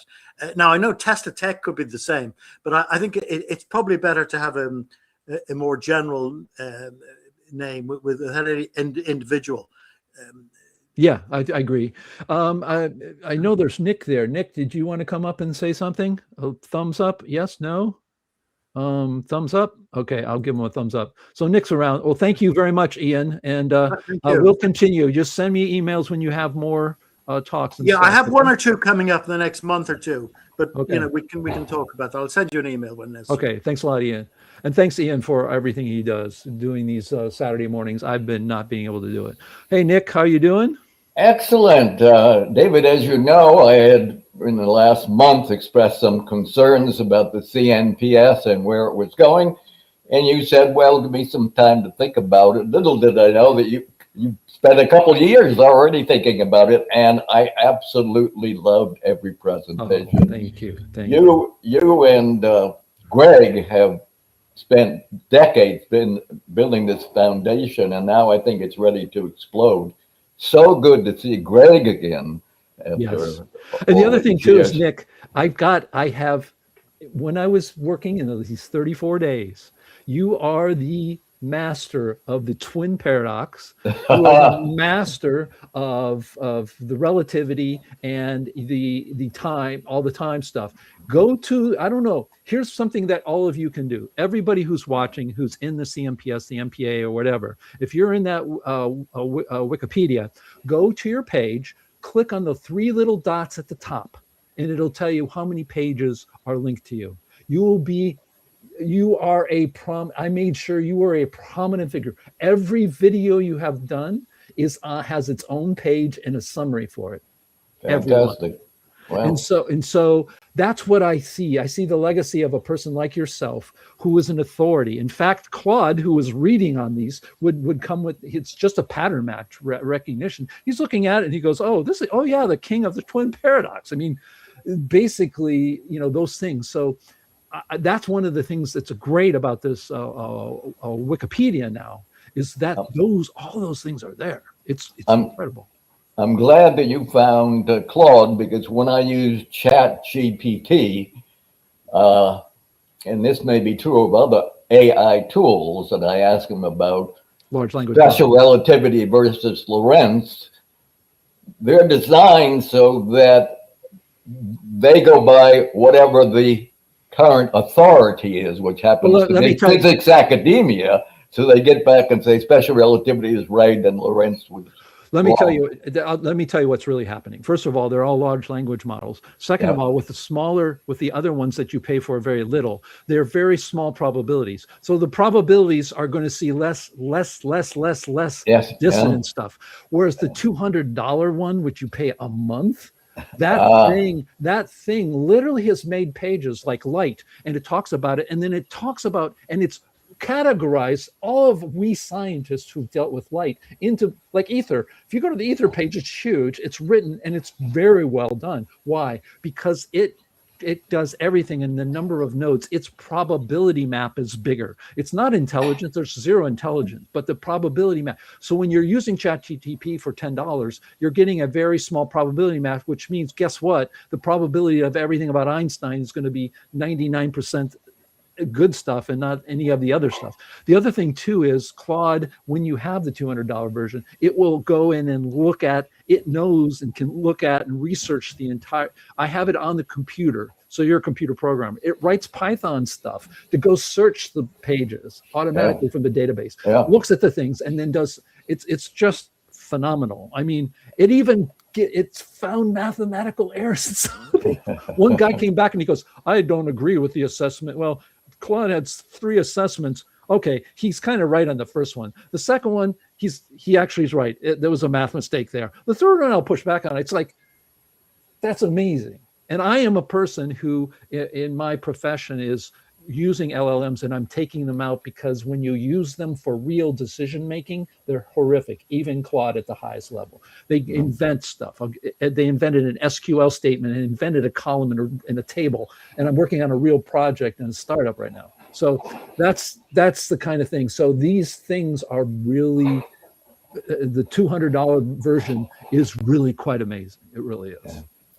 I'm glad you heard about it. Yeah, go ahead. One quick final thing is I think Greg is visionary in naming everything NP, so that after my next presentation, or if I win the lottery, everything can just be changed to the Nick Percival Institute, et cetera, et cetera. And perhaps that's very good. I like that. Yeah. And your tool can be named the Nick L. Percival tool. It's very good, but I'm really, one of the things I want to say to kind of wrap this up for today is, especially with you here, Nick, and other people as well, Rick, Henry Ricker, all of his great articles he wrote, they now have a wiki page. All of this stuff, there are people, there's a good one, if you go there to the page, if you go to the homepage on the Wikipedia, and you go and you click on I had it rank all the people in the Wikipedia, all the scientists, and it ranks them by 30% by papers published, 20% by this and this and this and this, and it ranks them. So you can see there are some people in our wiki has 147 publications. Wow. So the whole thing is if you are watching and you are one of the scientists and you need something updated or whatever, or you have a suggestion, then do that. But every major topic that people think about in physics is now sitting there. The twin paradox has you all over it, but it talks about it mainstream, and then it talks about it. So this is one of the great things. So I recommend everybody going there and browsing the general thing. Go to special relativity. Just click on that and look what Claude has put together for that. It's amazing. because it does a little summary and then says all the arguments against it. So all the major people, my father, he's getting very old, won't be with us forever. He's got his work there for prosperity, that it's there. Yeah. The same with you, Nick, all that stuff. You're going to live to be 103, but that's a different story. As you mentioned, Harry Ricker's work too. Yes. Oh yeah, absolutely. He's in there, very prominent. He's a great writer. So all of them. All right. Well, thank you so much. I do appreciate it. I am going to, unless there's somebody who insists on they need to come up and say something. If not, I'm going to kind of wrap it up here. And I do want to thank everybody. Anybody in the green room want to raise their hand if they want to say a word or something? I'm not seeing that. Okay, well, anyways, I want to thank everybody. I want to thank Matt and his work. I want to thank, of course, Greg. He's a true friend of mine. He's just one of the amazing souls in this area. We're so lucky to have him. Remember the day we met, and it's great to see him back.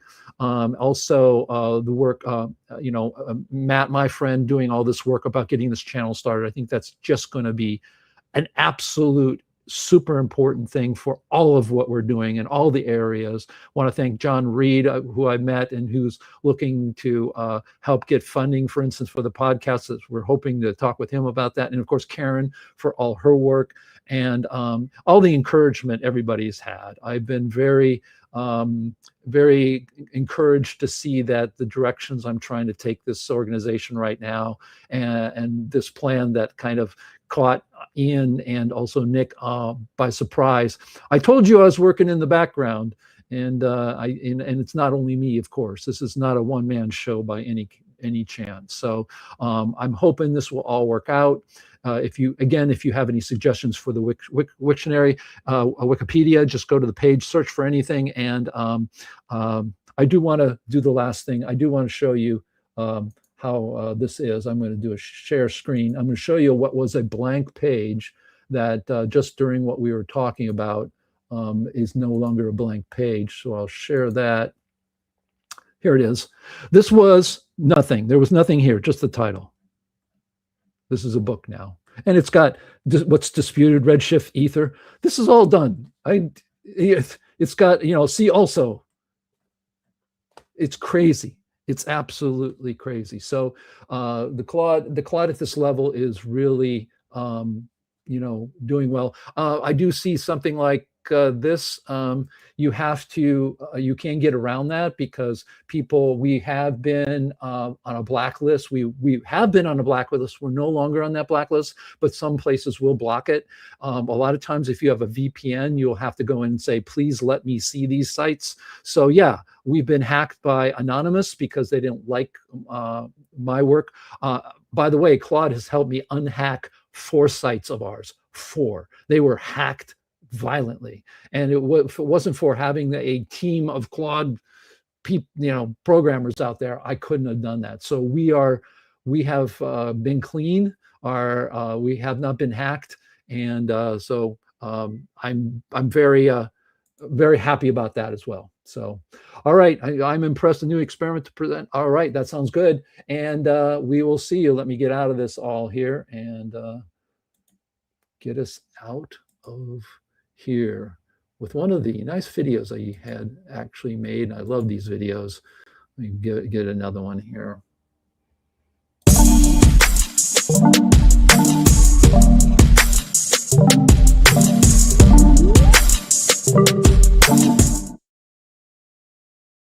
Hey everybody, thanks so much, and stay tuned to our channel because we have more talks coming up, Ian was saying, and we're going to have more news about what's coming up.